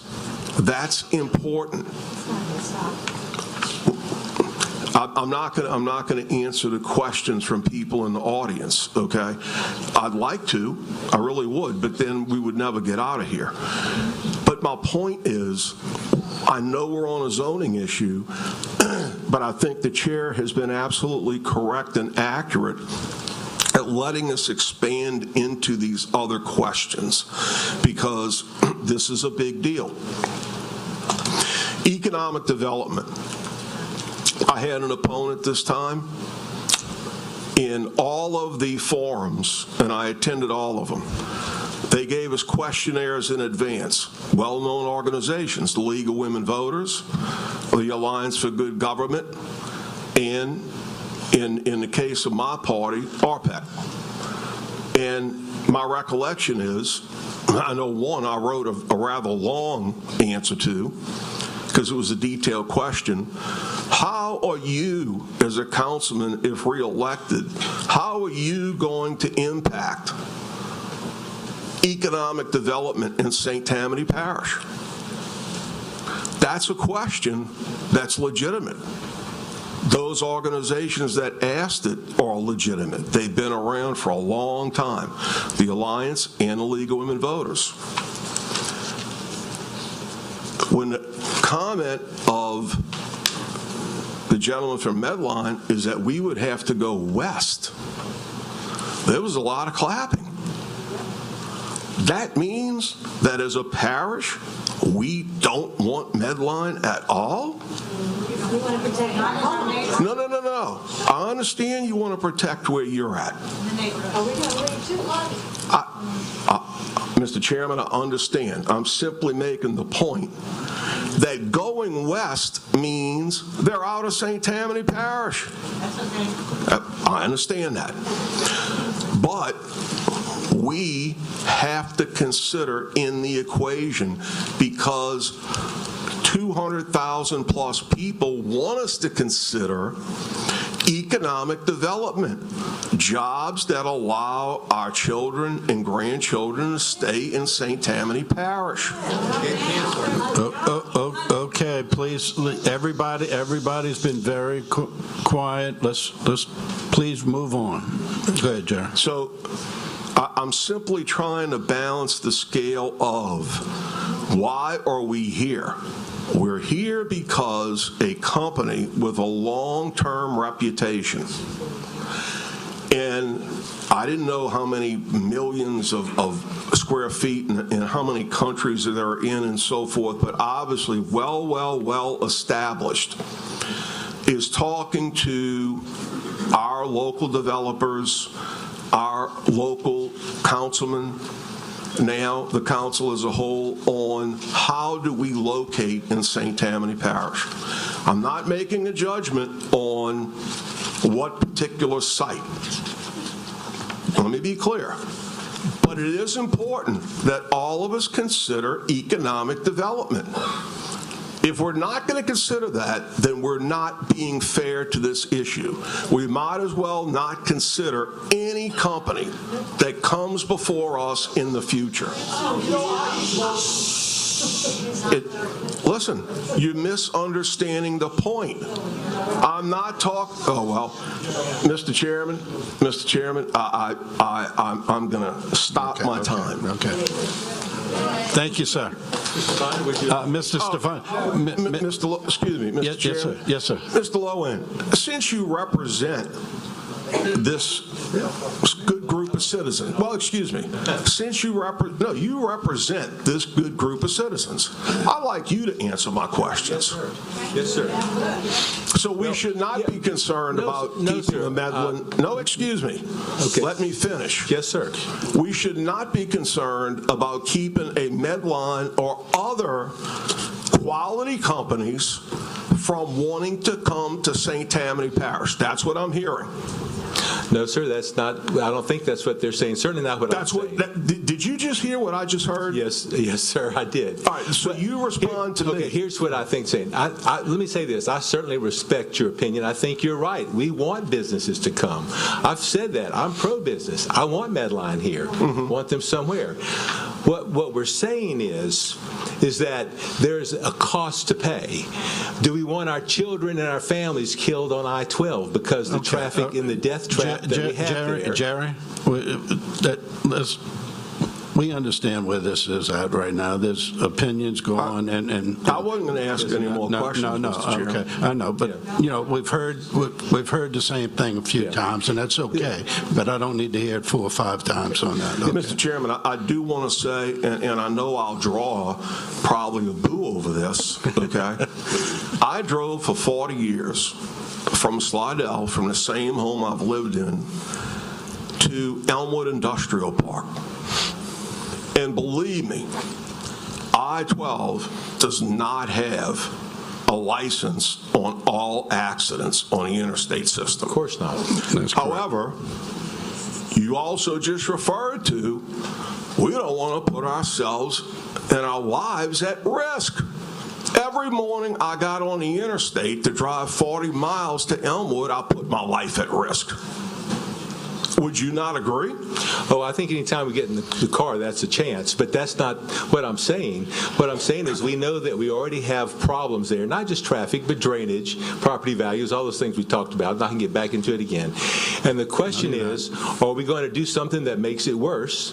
Or are we going to try and find a solution? And as I said, are we going to let them hold us hostage or not? I want them to come. Mr. Chairman, thank you. And Mr. Lowen, if I could just say, that's a fair point that you just made. That's a fair point that you just made. Thank you, sir. Would it impact the traffic even worse? That's a more fair point than the interstate. This will start to kill people.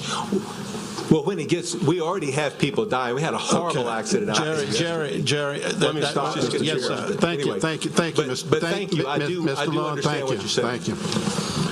Steve? Yes. First of all, I want to thank the two ladies that met with me, at least cornered me in Cracker Barrel, and thought I was Gene Belisario, so, and I hope you can understand there's a difference between us whenever there. But I did have a good meeting. You would have been better looking. And I did have a good meeting with them later on, and they presented a lot of the facts that have been presented tonight. So I'm not going to go over those. I think that, and I'm going to ask couple of people questions. One of them is Chris Massengale. And then Chris, if you'll come up here, I'd like for you to, first of all, and I'm going to tell you, I've worked with Chris since he got here about a year and a half ago. And I know that somebody like the mayor of Slidell said, bring it over here and we'll put this in North Shore.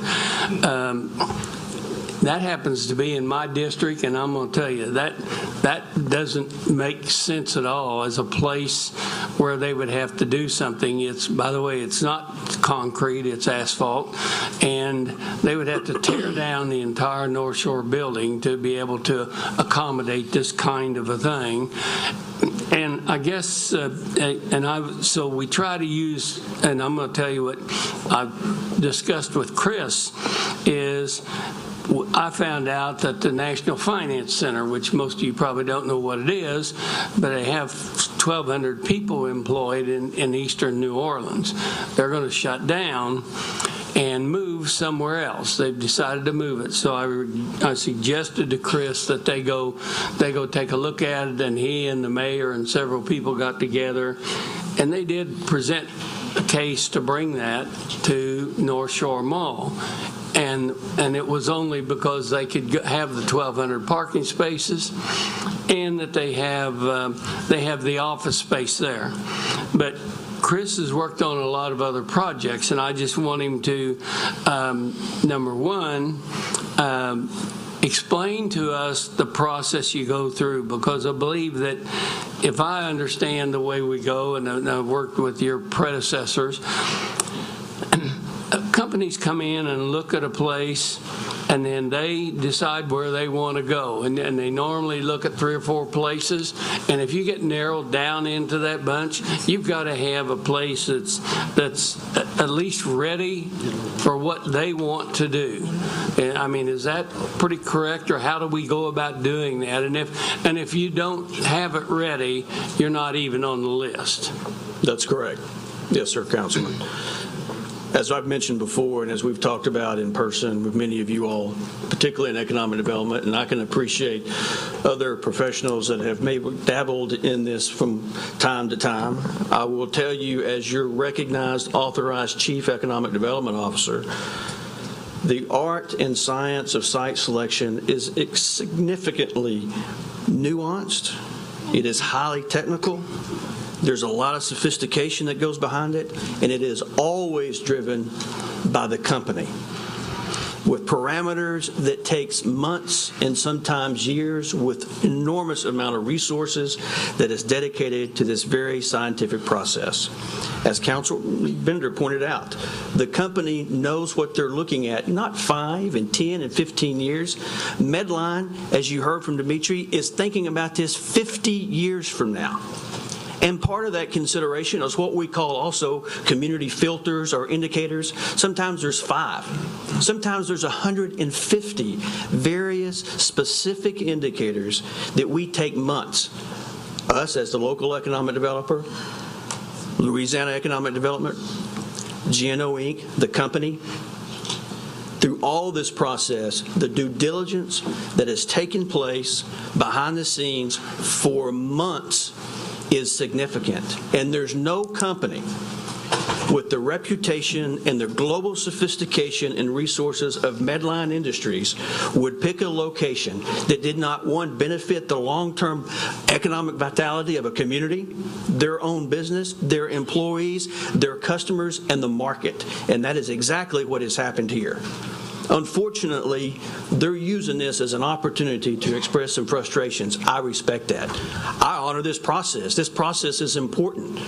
We understand that we need to go through this, and we do a lot of due diligence, even when it comes time to talking about pilots. I can't speak to the practices of the past, but what I can speak to now is the best practices in modern 21st economic development, and it is about accountability, it's about due diligence, and it's about transparency. And companies are held accountable for investments that we make to support economic development, and Medline will be held accountable if they choose to access these statutory performance-based support programs. My next question to you would be... It's driven about $18 million investing back into this community. It's driven about $9 million of new payroll. The 50 employees that are currently being employed right now, 46% of them live in St. Tammany Parish. We're talking about another 200, another $8 million on top of what Medline has been contributing to this community for 15 years. Last year alone, Medline Industries paid over $4 million in Louisiana sales tax. And that $18 million that I'm quoting you that's in your packet, that all stays in St. Tammany Parish. Now think about the investment in infrastructure that we can do with $18 million back into the coffers, supporting the quality of life that is inherent to the fabric of who we are. Economic development and quality of life are not in cross purposes. In fact, what we're doing, it is a pinnacle, because Medline Industry, being recognized globally, has said, you know what? St. Tammany Parish is the destination of choice. Because guess what? We have a $10 billion economy in St. Tammany Parish. And let me tell you the top 3 industries that support that economy. Anybody want to take a guess? The first one is healthcare. Right. The second one is logistics, transportation, and wholesale trade, supported by the Medline Industry that we're recruiting. And for them to say, not only have we been here for 15 years, council people, but we've decided through our sophistication and site selection, we're going to stay and continue to invest and create another 200 jobs and another 299 jobs of direct jobs that support those. Okay, Steve? So yes, it's a quality of life, Councilman. So I think I was going to ask you, what is the recommendation of St. Tammany Corps? But I think I already got that message. We support it wholeheartedly. And to that point, Councilman, let's talk about those jobs. I've heard emails and information about these are dirty jobs. Okay. These are well-paying jobs right here in this community where people can afford to live in this community. These are important and I understand jobs. that, Chris. 7 out of the 10 jobs in St. Tammany Parish make below $10 an hour. Medline, $47,000. Okay, Steve. Thank you. I think you've answered that question. That's why we do economic development. And I just want to tell not because of emotion. I just want to tell everybody here, I spent a lot of time working with a place in my district to get good paying jobs, and they were, you have to have the skills to do it, but the jobs were, there was going to be 90 jobs added at about $100,000 apiece, but they had to have a zoning change, and the neighborhood next to them complained like heck about it. They came to the zoning meeting and everything else. I still believe that what we did to modify a piece of ground there was to add a different 5 acres to their plant, and they said we want to get this thing locked down because 15 years from now we're going to need to do some expansion. And even though people complained, what they did when they got the property was they built houses on it for the people who worked there that couldn't afford a place to live in St. Tammany Parish. And I think, to me, that's a good company, and I like to look for good companies that pay decent salaries, not a $10,000 a year salary or something like that. The last thing I wanted to point out was the second place that they talked about this ought to go is up on 434. That also happens to be all of 434 from the interstate to 36 is in my district, except for one patch south, which is in Jake's district for where the hospital is. One of the things that you have up there is you've got a lot of wetlands, and I don't know what they look at wetlands here, but you can't build on them, and it's expensive as heck to convert wetlands. I'm not saying that I know what their criteria is, but normally when a company comes in, they look at it and say, this is a place we want. And oh, by the way, Plan B is we're going to do something else, and Plan C is we're going to do something else. And I think that's what we've heard here tonight. I think that I can understand what Medline is wanting to do. I can understand the people here who are opposed to this and what's going to happen. But I also think that, and as Mr. Bender pointed out, it's very difficult for us to sit up here and talk about drainage issues and traffic issues. That's done after zoning is completed. Whatever happens with zoning, that's all done after it's completed, and then the zoning commission or the planning commission then takes over, and once they take over, then the things that Jay was talking about was they'll submit plans, and Jay and them will review them to make sure that they meet our criteria. And if they meet our criteria, then he's going to approve them. I assume he would.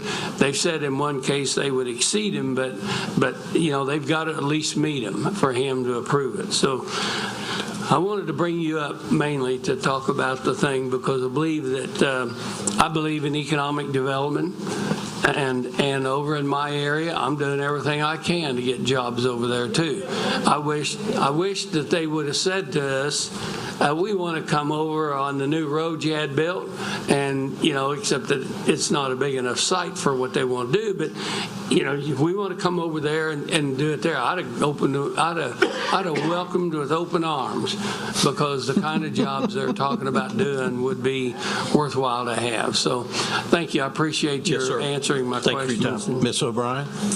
Yes. One of the things.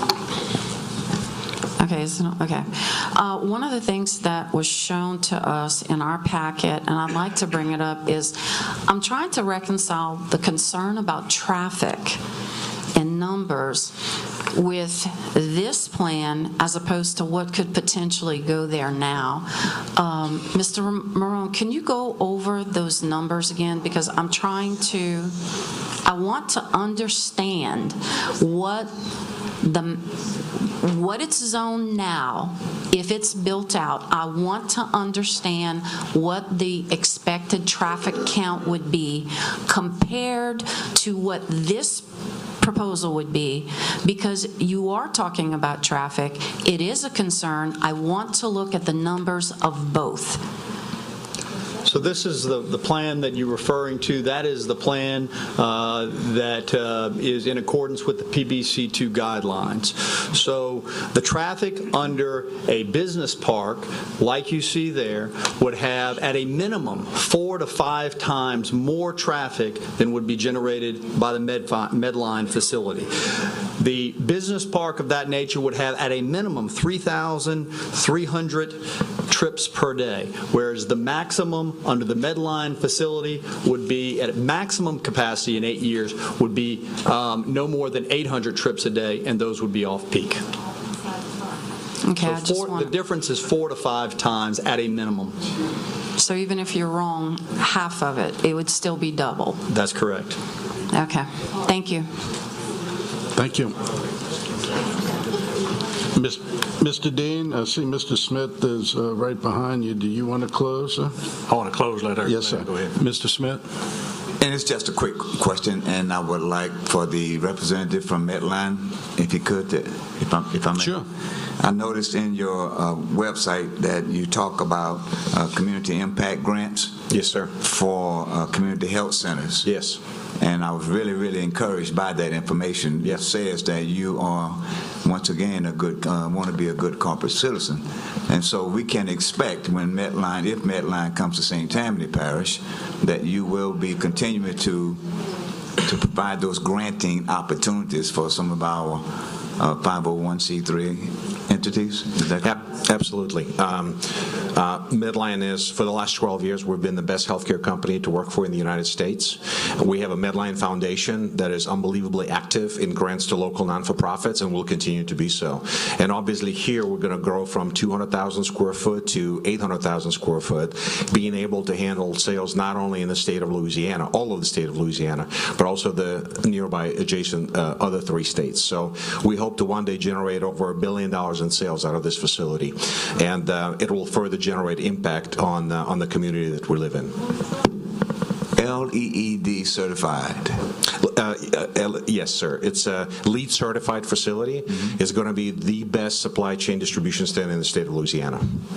And finally, with the solar panels on the roof as well. Where is your customer located? East, west, here? Where? Everywhere in the state, sir. Okay. Thank you. Thank you.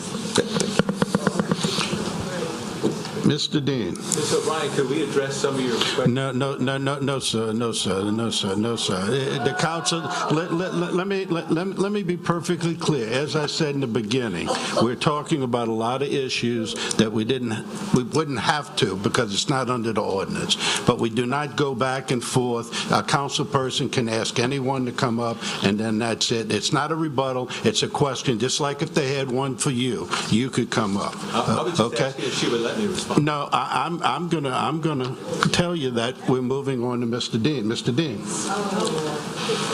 Done deal already. Thank you, Mr. Chairman. I'll speak when everybody else stops. Please.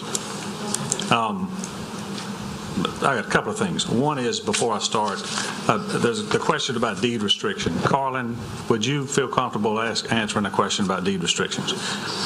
I understand what happens because we've used the deed restriction tool, I guess, for lack of a better word, on many, many projects. Let's just say 20 years from now, something happens and they break one of their deed restrictions. I get that people get worried about that. But let's just say, to quote what someone else was saying, what if they sold tomorrow?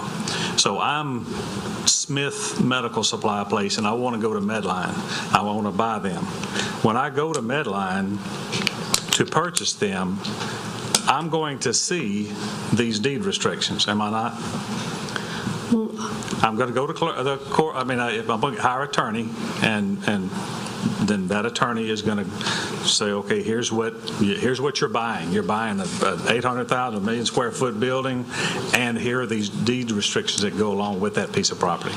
Yeah, to start off with, the council shouldn't consider any deed restrictions in its decision-making process. I got other attorneys out there. But theoretically, a deed restriction would run with the land. We would not know what the terms of that deed restriction would be, but in a very general sense, deed restrictions run with the land. They may have time limits. I'm unsure of who the parties would be, but a deed restriction should be recorded in the courthouse if it's to be effective as to other parties. And that's where I'm going with it, is that it doesn't necessarily have to be caught by a neighbor or by someone who's whatever it's affiliated or it's connected to, whatever homeowner association, whatever. It can be caught in case if it's ever sold, the purchaser would catch it. A responsible purchaser would hopefully do a title search to find if there were deed restrictions, and then the party to enforce it would depend on what the deed restrictions said. Okay. Mr. Chairman, one more. I got another question. Sydney, I couldn't bypass you. We've talked about Ochsner Boulevard, and then if as this thing goes through, if it were approved, There's a lot of truck traffic going up and down Oshner Boulevard, and then you add to that the connector road. Hopefully, possibly at the same time, it's going to be pretty difficult. And I know that's a lot of people's concern, a lot of people, especially in Normandy Oaks and Maison de Lac. Can we or do we request a bond from that company in case they do harm to our road? The Department of Public Works would set a bond amount based upon the project and the size of the project, for the construction portion of the... So it's a normal practice? Yeah, but it would just be for the construction. Once the building is completed, the bond is returned, and it would become part of general maintenance. Okay, that's just okay, all right, I got it. Okay, I don't normally do this. I usually kind of talk off the cuff and kind of talk, but because as this thing started rolling out back in September, and the emails started coming, and they kind of started trickling in, and the voicemails, and immediately out of the gate, and this really disturbs me because as a councilman for this district, I didn't just suddenly stop caring. I didn't just suddenly become political, all right? So as they started coming, it got uglier and uglier and uglier, and just out of the gate. I don't mean just after a couple of months, but out of the gate, it was very ugly, and I think that's really a shame for one thing. I mean, you can sit back and, say whatever, not believe what I say, whatever. I got enough friends. So I'm just telling you that as the district councilman for this area, I didn't just stop caring, and I'm going to tell you why. I typed this up, and I want to read this aloud. Y'all have had 2.5 hours to talk. I'm going to have about 10 minutes, if you don't mind. I want to discuss the development of the parish over the past 15 to 20 years. As some of you remember, a few years ago, only 20 or 25 years ago, this was a very rural parish using the same north-south roads. All we did to them, we couldn't make them much wider, so we just kind of expanded as much as we possibly could. 15 years ago, Highway 21 was 2-lane. All right, we didn't need any more. Okay, it went in and out of Covington, everything was fine. We began seeing the development, specifically residential, about 15 years ago, and the majority of it was in the western side of the parish, specifically District 1. As a result of the census, the 2010 census, District 1 was shown to have, I think all the other districts had about 16,000, 14,000. We had 26,000. We had to shift the whole districts to the east in order to kind of decrease and make everything even. All right, so that's how everybody wants to be on this side of the parish. When a developer proposed a project at the time, he or she pretty much followed the same process that they do today. They go to the planning office, put in their application, pay their fees, and a yellow sign suddenly appears on that property, notifying the public that a request had been made for a change. That's when I start getting calls. I saw this yellow sign, what's this about? And then a request for a meeting, and we just kind of start talking, much like what just happened with this. But we have meeting after meeting. A short list of the neighborhoods north of I-12 developed since I've been on the council. This is not all of them, but this is a short list. Tallow Creek, Hidden Pines, Beau Arbor, Maison de Lac, Normandy Oaks, Beatico Creek, Weston Glen, Del Sol, Tuscany West, Tarabella. And Timber Branch had just finished when I first got on the council, had just been completed. Every one of these subdivisions were protested by someone who lived in the area before. Every one. Every single one. I still get complaints from people who were living in those subdivisions about the fact that we're allowing too many subdivisions. And so Tallow Creek, for example, Rousseau Road, the residents on Rousseau Road were aghast. They were going to be flooded out. It was going to be the worst thing in the world. Tallow Creek itself was going to be over its banks. Timber Branch was protested by the Covington residents. We're not going to be able to get out of Covington. When we hit Highway 21, we're not going to be able to get out of Covington because all those people living in Timber Branch. So y'all are just going to inundate Highway 21. That was Timber Branch 25 years ago, maybe. Maison de Lac, here's a funny one. In the beginning, it was a retirement community. and they had a potential assisted living center there that was going to be planned. Can't remember the gentleman's name who had it. Only people 55 and over were going to be allowed to purchase in there. You should have heard the complaints about that development. There are going to be ambulances going in and out of that place all the time. I'm not making this up. This is burned in my memory. Okay. Let's see. And do we really want all those old folks coming out on Highway 1085? 55. So, yeah, that's a sad thing. It lay dormant for several years. The economy went down. It lay dormant for several years until it was purchased and redeveloped. But the initial developer had a very difficult time selling lots. One Thursday evening in this chambers right here, we had a total of 4 appeals, all in my district. They were, as I said, protested by the residents before them. They were Terabella, Del Sol, Western Glen, and Tuscany West. The residents were 100% against them. All right. Terabella was going to be the scourge of the earth. 376 acres. It was going to be horrible. The number of people who yelled doom and gloom over Terabella was amazing. We had multiple meetings, and in the end, the current residents were still against it. So it was too big. It was too much traffic. Who ever heard of a traditional neighborhood development? That will never work. Now look at it. It's beautiful. It's just jamming. It is a beautiful place. Let's discuss real quick commercial developments. Winn-Dixie. We don't need a grocery store there. We got a Quistapace. We got IGA. We got Rouse's. Why do we need a grocery store there? The Winn-Dixie that stays full all the time every time you go. I hear the majority of their customers have Medicaid. I heard that out of that Medicaid, out of that Winn-Dixie. River Chase. If I want to go to Target, I can go to Slidell. We already have malls everywhere, no big boxes. And do we even need to discuss the Colonial Pinnacle debacle that's sitting out there right now? Most of it is blighted. A lot of it is very good and very well planned, but most of it is blighted because they were so protested and sued that the original company backed out and sold. Most of it sits idle right now, and I don't even know. I lost track of who owns it now. The Chevron on Highway 21. The Chevron, you know the shell right there. As soon as you get off the interstate, you pass, and then the shell right there on the right. There's a Chevron right next to it. People were going to die coming out of that shit.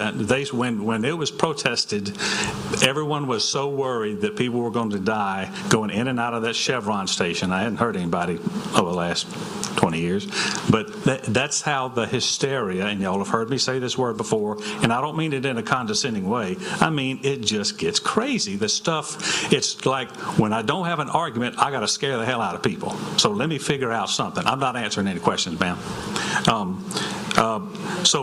And then now my favorite, Keith Young's. I mean, everybody loves Keith Young's, but when it was being proposed, people said, "Well, why does he have to go there? Why can't he go on 190?" They're going to be drunk folks coming out of there after eating and drinking and kill people on 1077. I'm not lying. I'm not making this up. So but listen to this. If the parish had blocked all of those developments because of the doom and gloom being passed around, the fear of the unknown, the rumors, a lot of you wouldn't be here because we wouldn't have your subdivision. All right? You would either be living in Mandeville or somewhere else. Rumors cause hysteria and shut down communication. I'll tell you a real quick story. Well, you can leave. I mean, I'm just going to tell my story. All right, because I got the floor. When Katrina hit, I will never forget Kevin Davis, the parish president at the time. He had a meeting at 10 in the morning and 4 in the afternoon. And he just said, y'all remember it? And he had dry erase boards up there.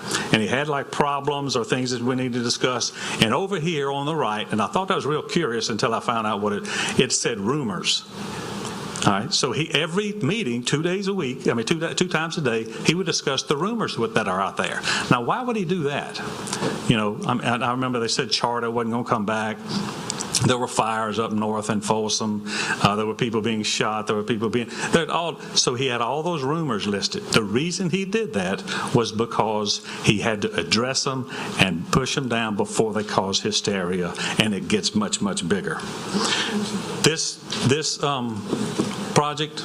I've heard that there were going to be toxic chemicals. There's going to be medical waste. There's going to be emissions coming out. And they said, the one lady told me, just like in Laplace and all down there, there's just going to be emissions. No, they're not. Where the heck does that come from? But it makes good stories, and it gets people fired up. So I think that's what happens, is that people get fired up when they hear that kind of stuff. So, and that's just not fair. It's not fair to the process. A common statement I hear is, my family came over here from Metairie or New Orleans or Metairie or Marrero, et cetera, to get away from development, and we came here for the trees. Well, you know where I'm getting ready to go with this, huh? My response is, there were trees where your house is. There were many trees. There were deer running around, rabbits, everything else. Many trees where you currently live. And you didn't come over here by yourself, because you brought about 50,000 of your friends with you. So we have to find a place for them to live, eat, work, drive, be educated, be entertained, be cured if you have an illness. And when we do all of this, then we're the bad guys. Then it gets like this. Then I get ugly, ugly emails.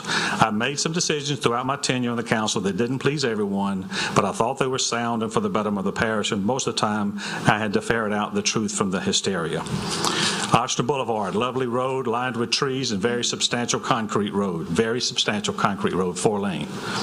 It goes west and then north to 1085, and the extension for that road continues going west. And it's been on the books for years. This is nothing new. I mean, we've been waiting on this for a long time. It's been on at least 2010. The road is currently zoned PBC1 and PBC2. This was because back during rezoning, I had a conversation with Mr. Weiner. He wanted what everybody else wanted, and everybody else wanted HC3, which would allow big box offices.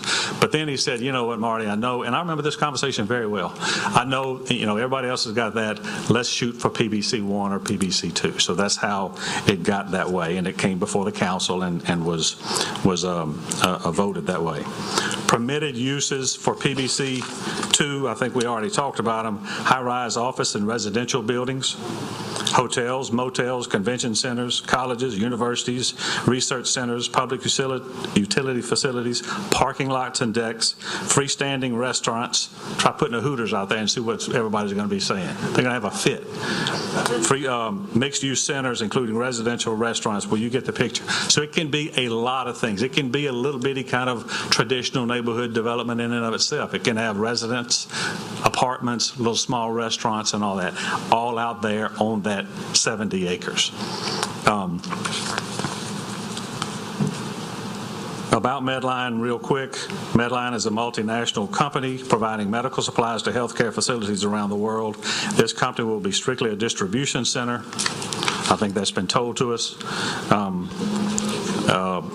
Items in and items out, much less traffic and truck traffic than if the PBC2 were to be developed. Those restaurants, those bars, everything else that can go to PBC2, don't you think they're going to have trucks to, deliver? Let's just say a Delgado campus is out there. You think how many people are going to go in and out of that place? Anyway, so let's see, this company, when built, will be hardly heard from, just as they have been across the highway. They've been there for 13 years with absolutely no issues. I'm going to go ahead and finish. I'm supporting this project for these reasons. Ochsner Boulevard and the surrounding areas are a true medical corridor, with St. Tammany Hospital and Ochsner planning a health care center there.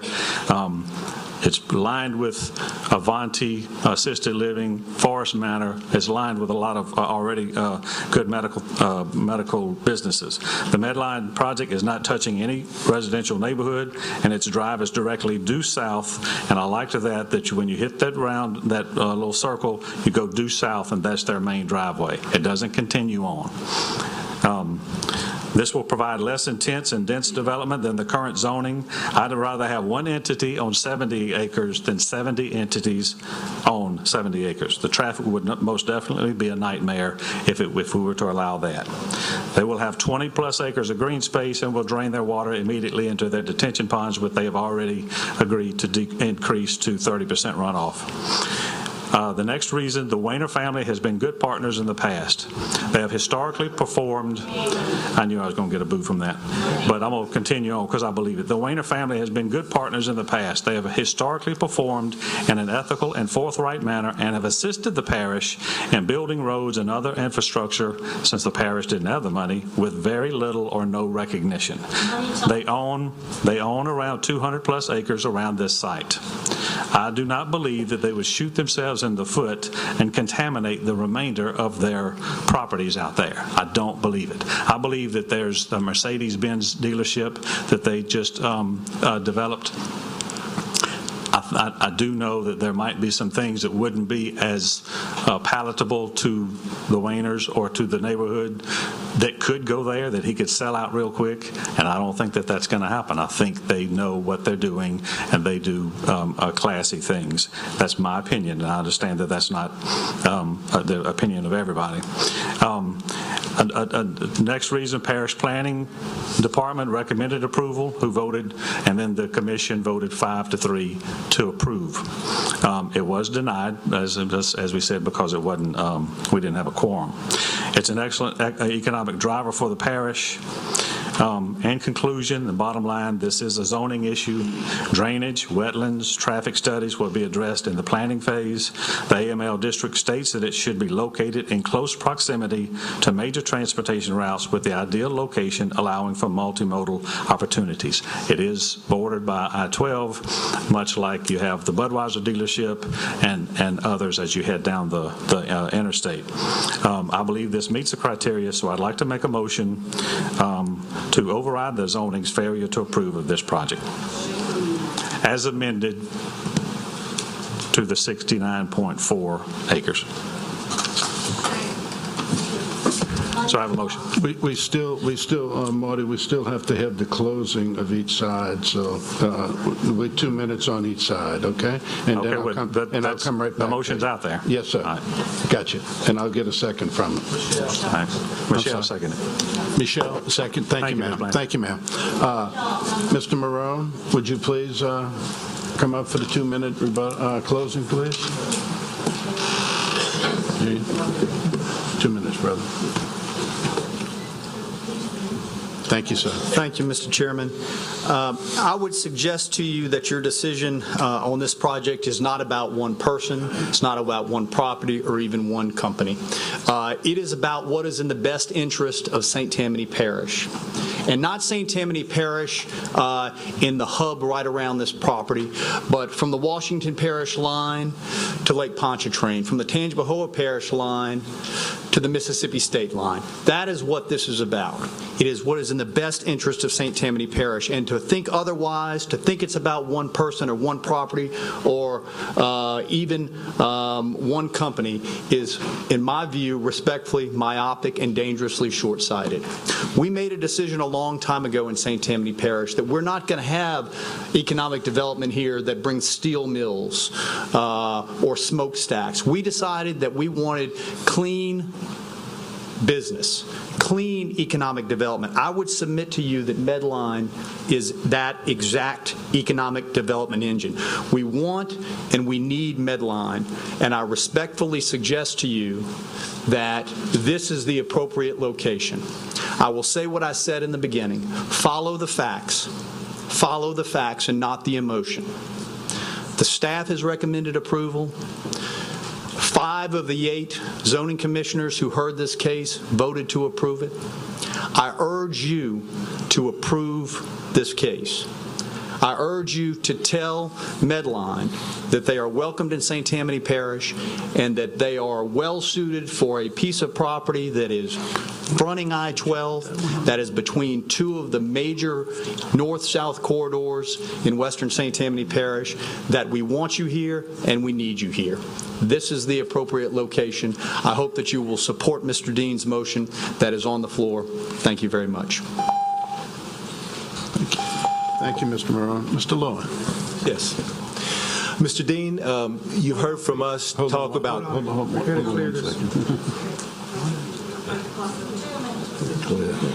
There you go. Okay. Mr. Dean, you heard from us talk about traffic and drainage and other issues, not hysteria. It's been about facts. Those are absolutely have to be considered in a zoning ordinance. The law requires it. You've heard from your own attorney that it requires it. To consider otherwise is just a spot zoning and legal spot zoning.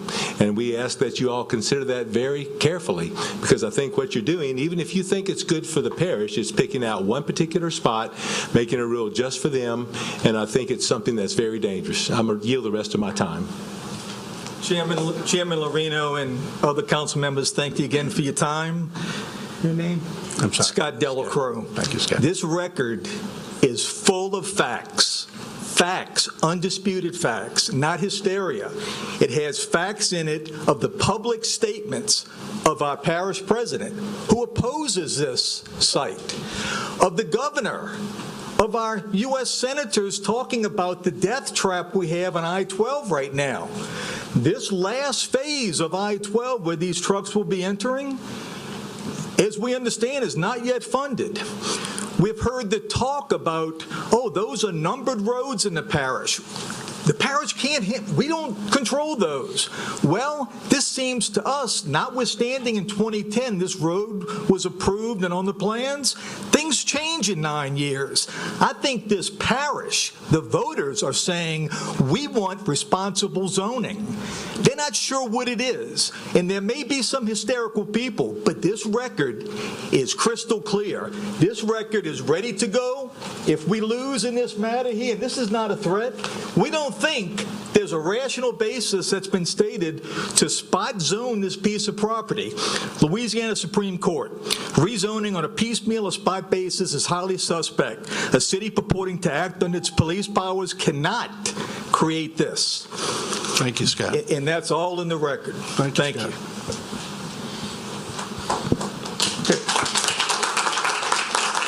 Okay, we have, she's going to, Madam President, I think you speak after we vote. We have a motion and vote? Okay, thank you, ma'am. Thank you. We have a motion by Mr. Dean and a second by Ms. Blanchard to override the zoning decision. See no one else in the queue, please vote.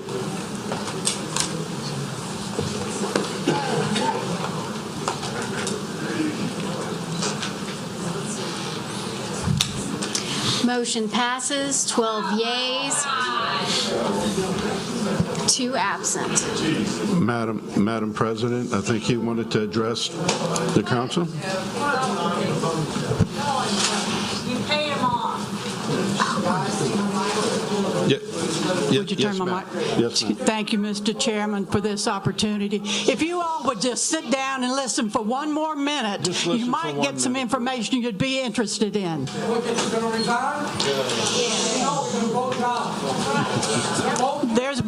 There has been a lot of debate about this project's merits and deficiencies. At times, there's been the spirited discussion concerning the impact it will have on this community. So let me take a moment and point out that, as I have said many times, this zoning change request has had a process to go through that is laid out by law, and that process has been followed. I appreciate that both sides were heard, that each fought for what they believed was right, and I thank all those that voiced their opinion. Medline has been a good corporate citizen and employer in St. Tammany. We want them to remain in this community, and we all have had a hard decision to make tonight. However, it does remain clear to me that this project's proposed site will have an adverse impact on the surrounding residents, and traffic in the area will be complicated further. These are among the many reasons these residents have been here tonight, to be heard. They have been loud and clear. As president, I will use the authority given me to veto this ordinance if it's passed. Thank you, Mr. Chairman.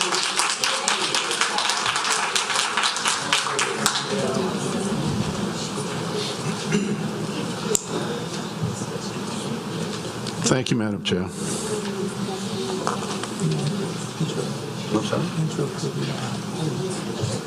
Oh, yes. We need a motion to introduce ordinance, a motion to introduce as an ordinance. I'm sorry. Steve, Mr. Stavancic, and Mr. Dean? Get ordinance for introduction since we'll return to decision. We have to have ordinance for introduction. Okay. Motion by Mr. Dean, second by Mr. Stavancic. Please, we don't need a vote on it.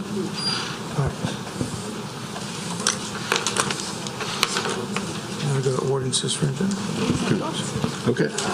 Okay, thank you. We'll go to ordinance for adoption.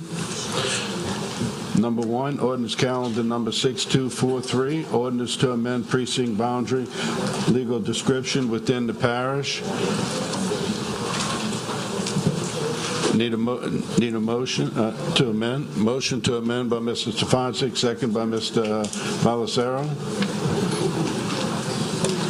Please vote. Vote.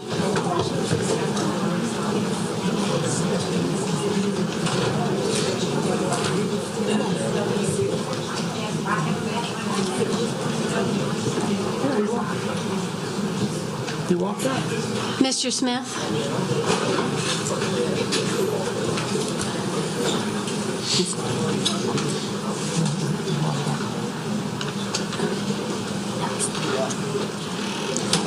Okay. Motion is unanimous, 2 absent.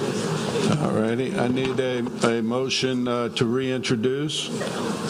Motion by Mr. Balacero, second by Mr. Toledano. No vote needed. Thank you. Ordinance calendar number 6244, ordinance amending the parish code to add new permitted cemeteries in HC-3. Ms. Blanchard. Motion to postpone by Ms. Blanchard, second by Mr. Canulet. Please vote.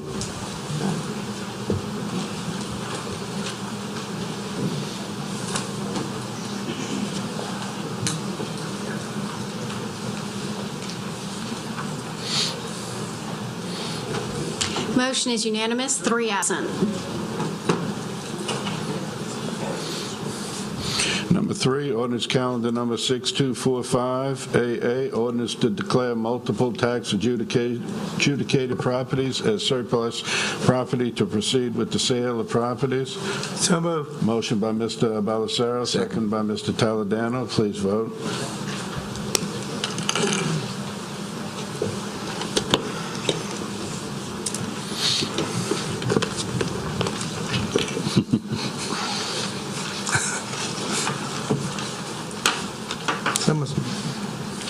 Motion is unanimous, 3 absent. Number 4, ordinance calendar number 6246, ordinance to correct the roads and drainage inventory, Ward 6, District 6. Mr. Tanner.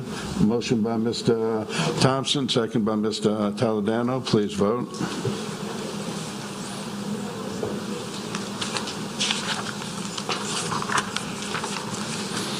Motion is unanimous, 3 absent. Number 5, ordinance calendar number 6247, ordinance authorizing the parish president to acquire temporary construction servitude for McDonald Street Drainage Project, Ward 4, District 7. So moved. Motion by Mr. by Mr. Balacero, second by Ms. O'Brien. Please vote.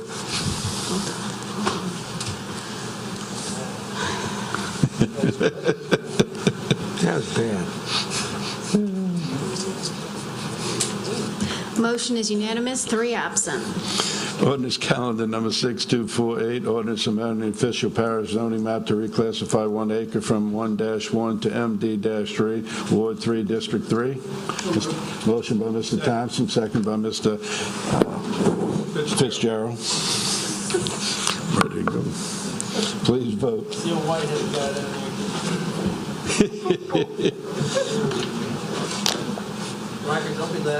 Mr. Fitzgerald. Motion is unanimous, 3 absent. Number 7, ordinance calendar number 6249, ordinance amending the official parish zoning map to reclassify 0.2349 acres from A-3 to A-3 in MHO, Ward 9, District 14. Motion by Mr. Smith, second by Ms. Blanchard. Please vote.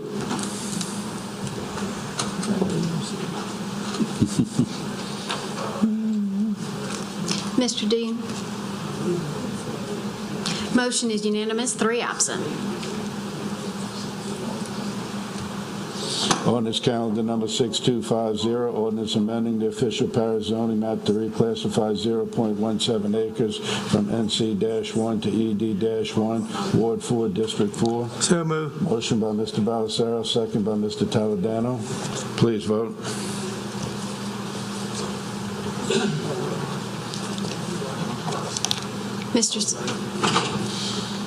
Motion is unanimous, 3 absent.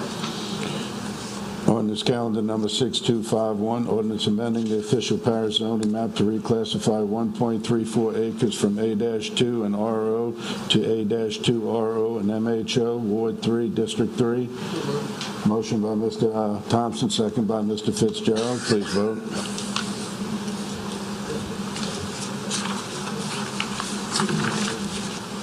Motion is unanimous, 3 absent.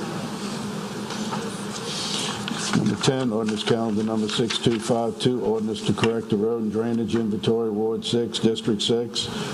Motion by Mr. Thompson, second by Mr. Fitzgerald. Please vote.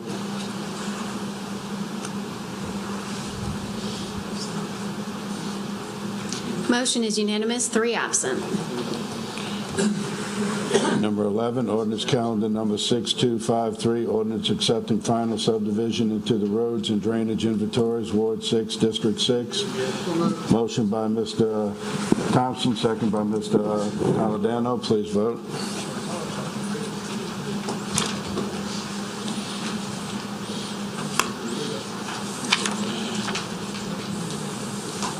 Motion is unanimous, 3 absent. Number 12, ordinance calendar number 6254, ordinance amending the official parish zoning map to reclassify 1.123 acres from NC-2 and CBF-1 to I-1, Ward 7, District 7. So moved. Motion by Mr. Balisaro, second by Mr. O'Brien. Please vote.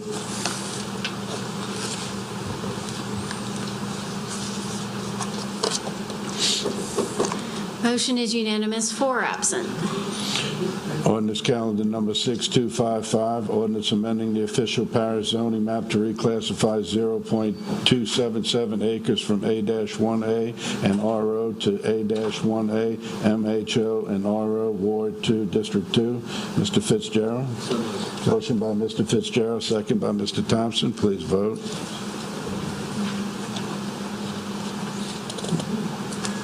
Motion is unanimous, 4 absent.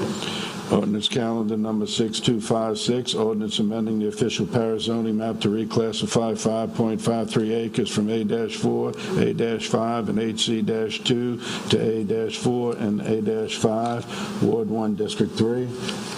Motion by Mr. Thompson, second by Mr. Toledano. Please vote.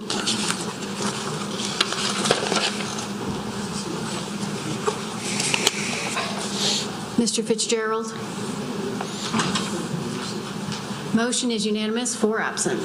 Number 15, ordinance calendar number 6257, ordinance amending the official parish zoning map to reclassify 1.65 acres from ND-3 medical facility. Mr. Toledano, motion by Mr. Toledano, second by Mr. Fitzgerald. Please vote.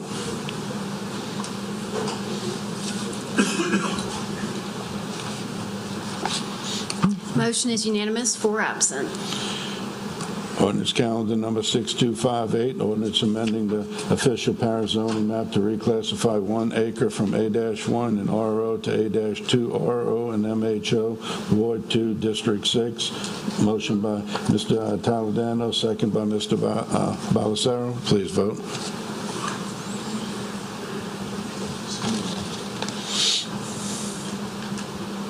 Mr. Toledano, push the button again. Mr. Fitzgerald?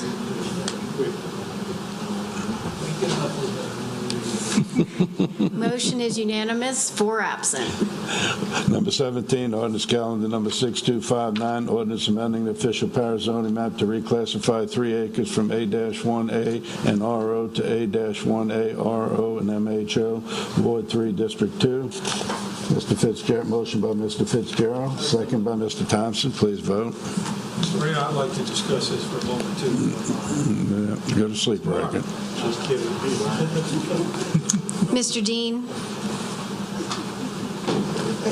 Motion is unanimous, 4 absent. Number 18, ordinance calendar number 6260, ordinance amending the official parish zoning map to reclassify 4.95 acres from A-1 suburban district to A-2 suburban district, Ward 2, District 2.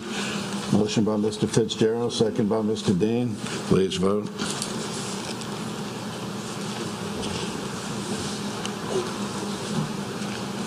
Motion is unanimous, 4 absent. Ordinance calendar number 6261, ordinance correct the road and drainage inventory to include Mockingbird Loop lateral, Ward 6, District 6. Motion by Mr. Balisaro, second by Mr. Stefancic. Please vote.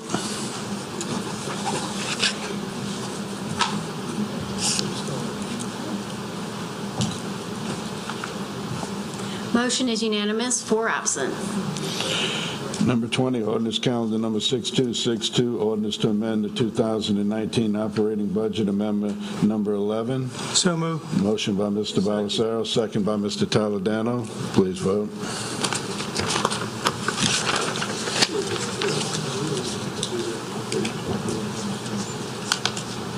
Motion is unanimous, 4 absent.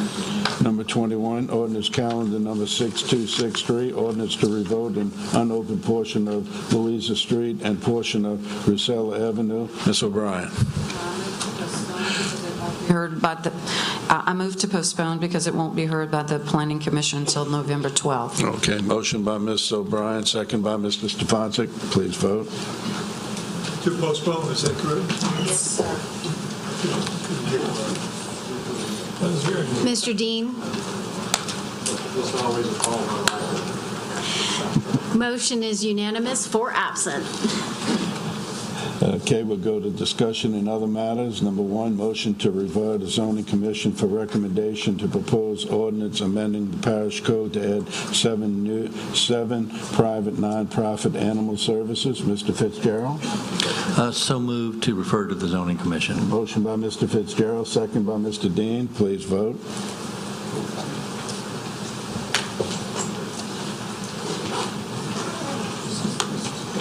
Motion is unanimous, 4 absent. Number 2, motion to refer to zoning commission for recommendations to purpose rezoning of 0.951 acres from A-2 to A-4 and MHO, District 2. Mr. Fitzgerald. So moved. Second. Okay, we have a motion and a second, and I think Mr. Hernandez.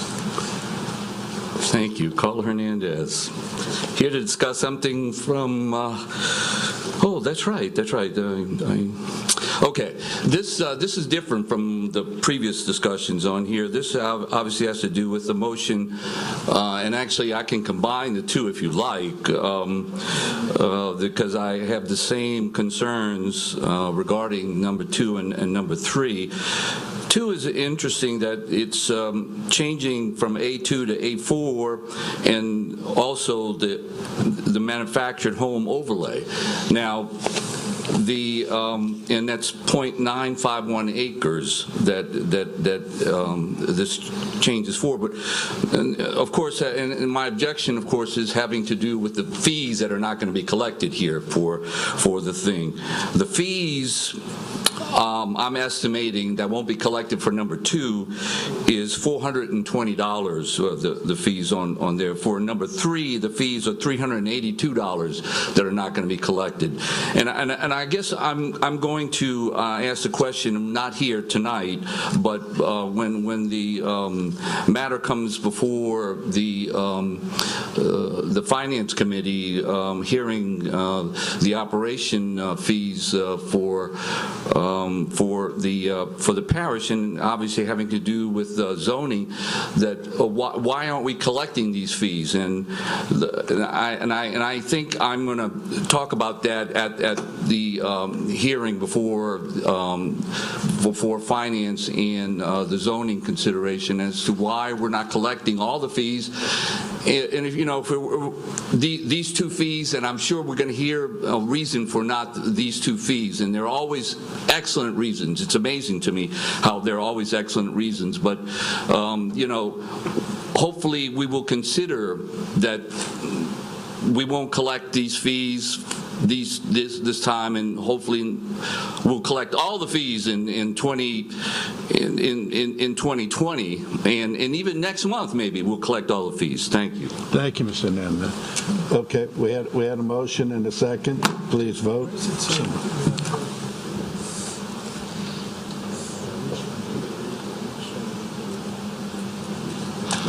Motion is unanimous, 4 absent.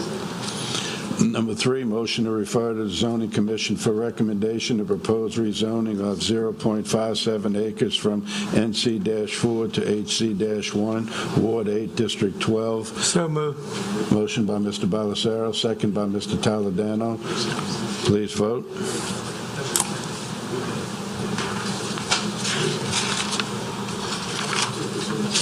Motion is unanimous, 4 absent.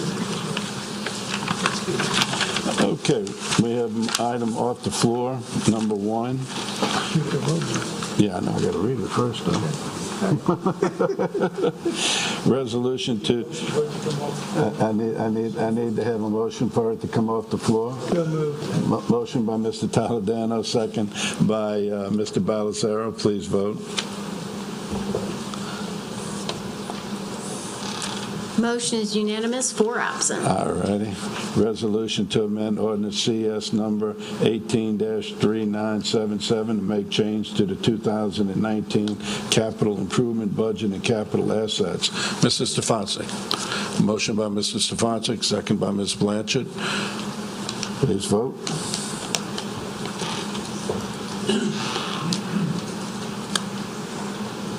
Motion is unanimous, 4 absent. Number 2, ordinance to amend the 2020 operating budget, amendment 1. Mr. Stefanczyk. Motion by Mr. Stefanczyk, second by Mr. Toledano. No vote. No vote needed. It's a motion to introduce, is it not, sir? Yes, that's it. It's a motion to introduce it. Yes. I just didn't hear that said. Yeah. Okay. Yeah, motion to adjourn. A motion to adjourn by Mr. Balacero, second by Mr. Toledano. Say, everybody. Oh, Lord.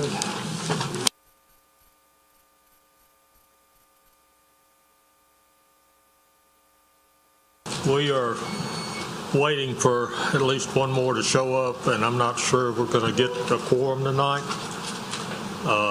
I think Carlin's talking to Helen right now, but it looks like, based on a couple of calls I got and a text earlier in the month, we're not going to have a quorum of 8, which that's what it takes to have a meeting. It looks like we're going to have 7 right now. So we're going to wait a few more minutes and see if somebody does show up.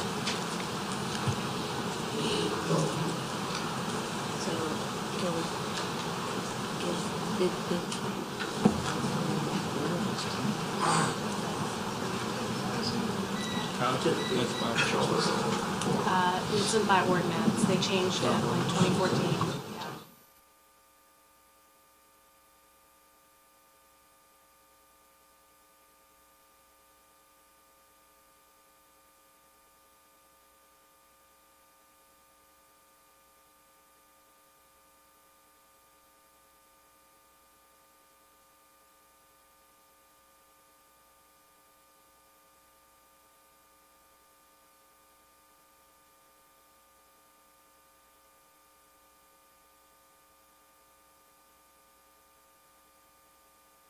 The 8th person here, so we're going to have to postpone this meeting, and right now we don't have another date.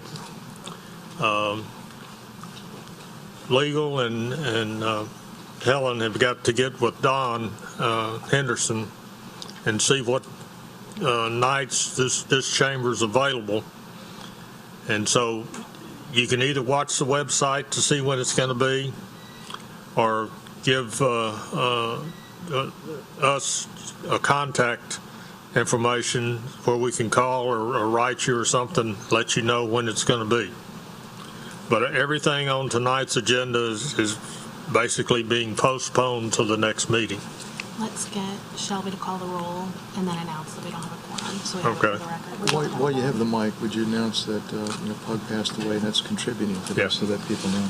Yeah, we during the week, since we're not going to go into our normal procedure, we lost a commissioner over the weekend. Pug Lauren passed away, and if you will, remember him and his family in your prayers. His services visitation is going to be 9 to 11 at Fielding Funeral Home. If some of you know Pug and want to attend, please do. So, Shelby, I'm going to ask you to call the roll to confirm that we don't have a quorum.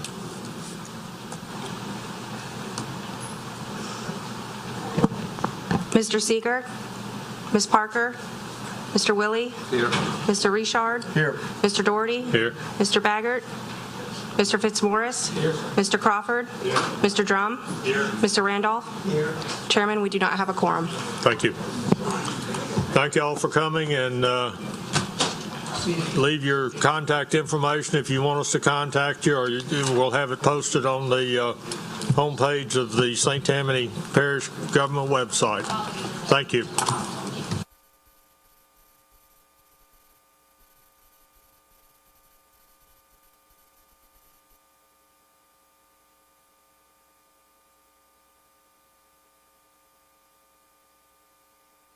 With a 5-minute rebuttal. Okay? We're not going to drag this out. There was a 2.5, 3-hour community meeting. I hope a lot of your questions got answered, and I would think that they did with the length of the meeting. So we're going to move forward. Will the Secretary please call roll? Tom Seeger, Carolyn Parker, Bernie Willie, Here. Todd Richard, Dave Doherty, Here. Barry Baggert, Patrick Fitzmaurice, Weldon Crawford, Kirk Drum, Ron Randolph. Mr. Chairman, we have a quorum. Thank you. Please silence all phones and electronic devices. If you have an appeal, you disagree with something this commission does, you have the right to appeal it to the council. Appeal cards are over to my right on the post over here. And if you want to speak, there's speaker cards over there with it. Get it turned in, and they'll get it up here to us. Speaking, public speaking is 10 minutes each side, 5 minutes rebuttal. After your case has been heard, you're welcome to stay in the chambers, but if you go out in the lobby, please don't speak out there, because the sound comes back into the chambers here. Go on outside, and I think we're going to have a decent weather out there if you need to go outside. Please rise for the invocation by Commissioner Randolph and the pledge by Commissioner Seeger. Seeger.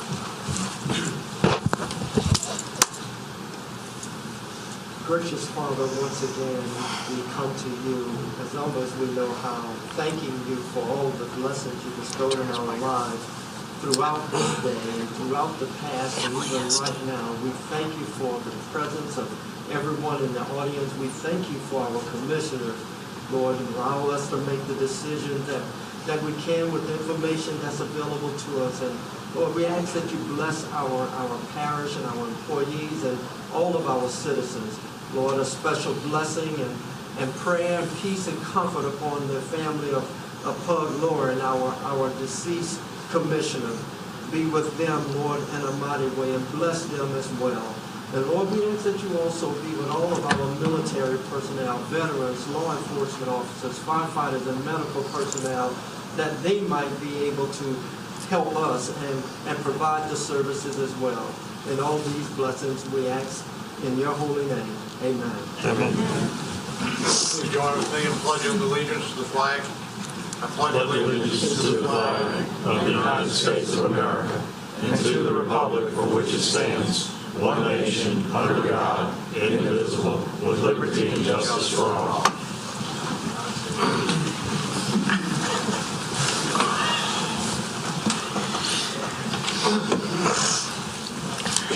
All right, the first item we have for business is the approval of the September 3rd minutes. They were in your packet. Hopefully you had an opportunity to review them. Do I hear a motion to approve? Commissioner Drum. I make a motion that we accept the minutes. Thank you. Commissioner Randolph. Second. Second by Commissioner Randolph. Please vote.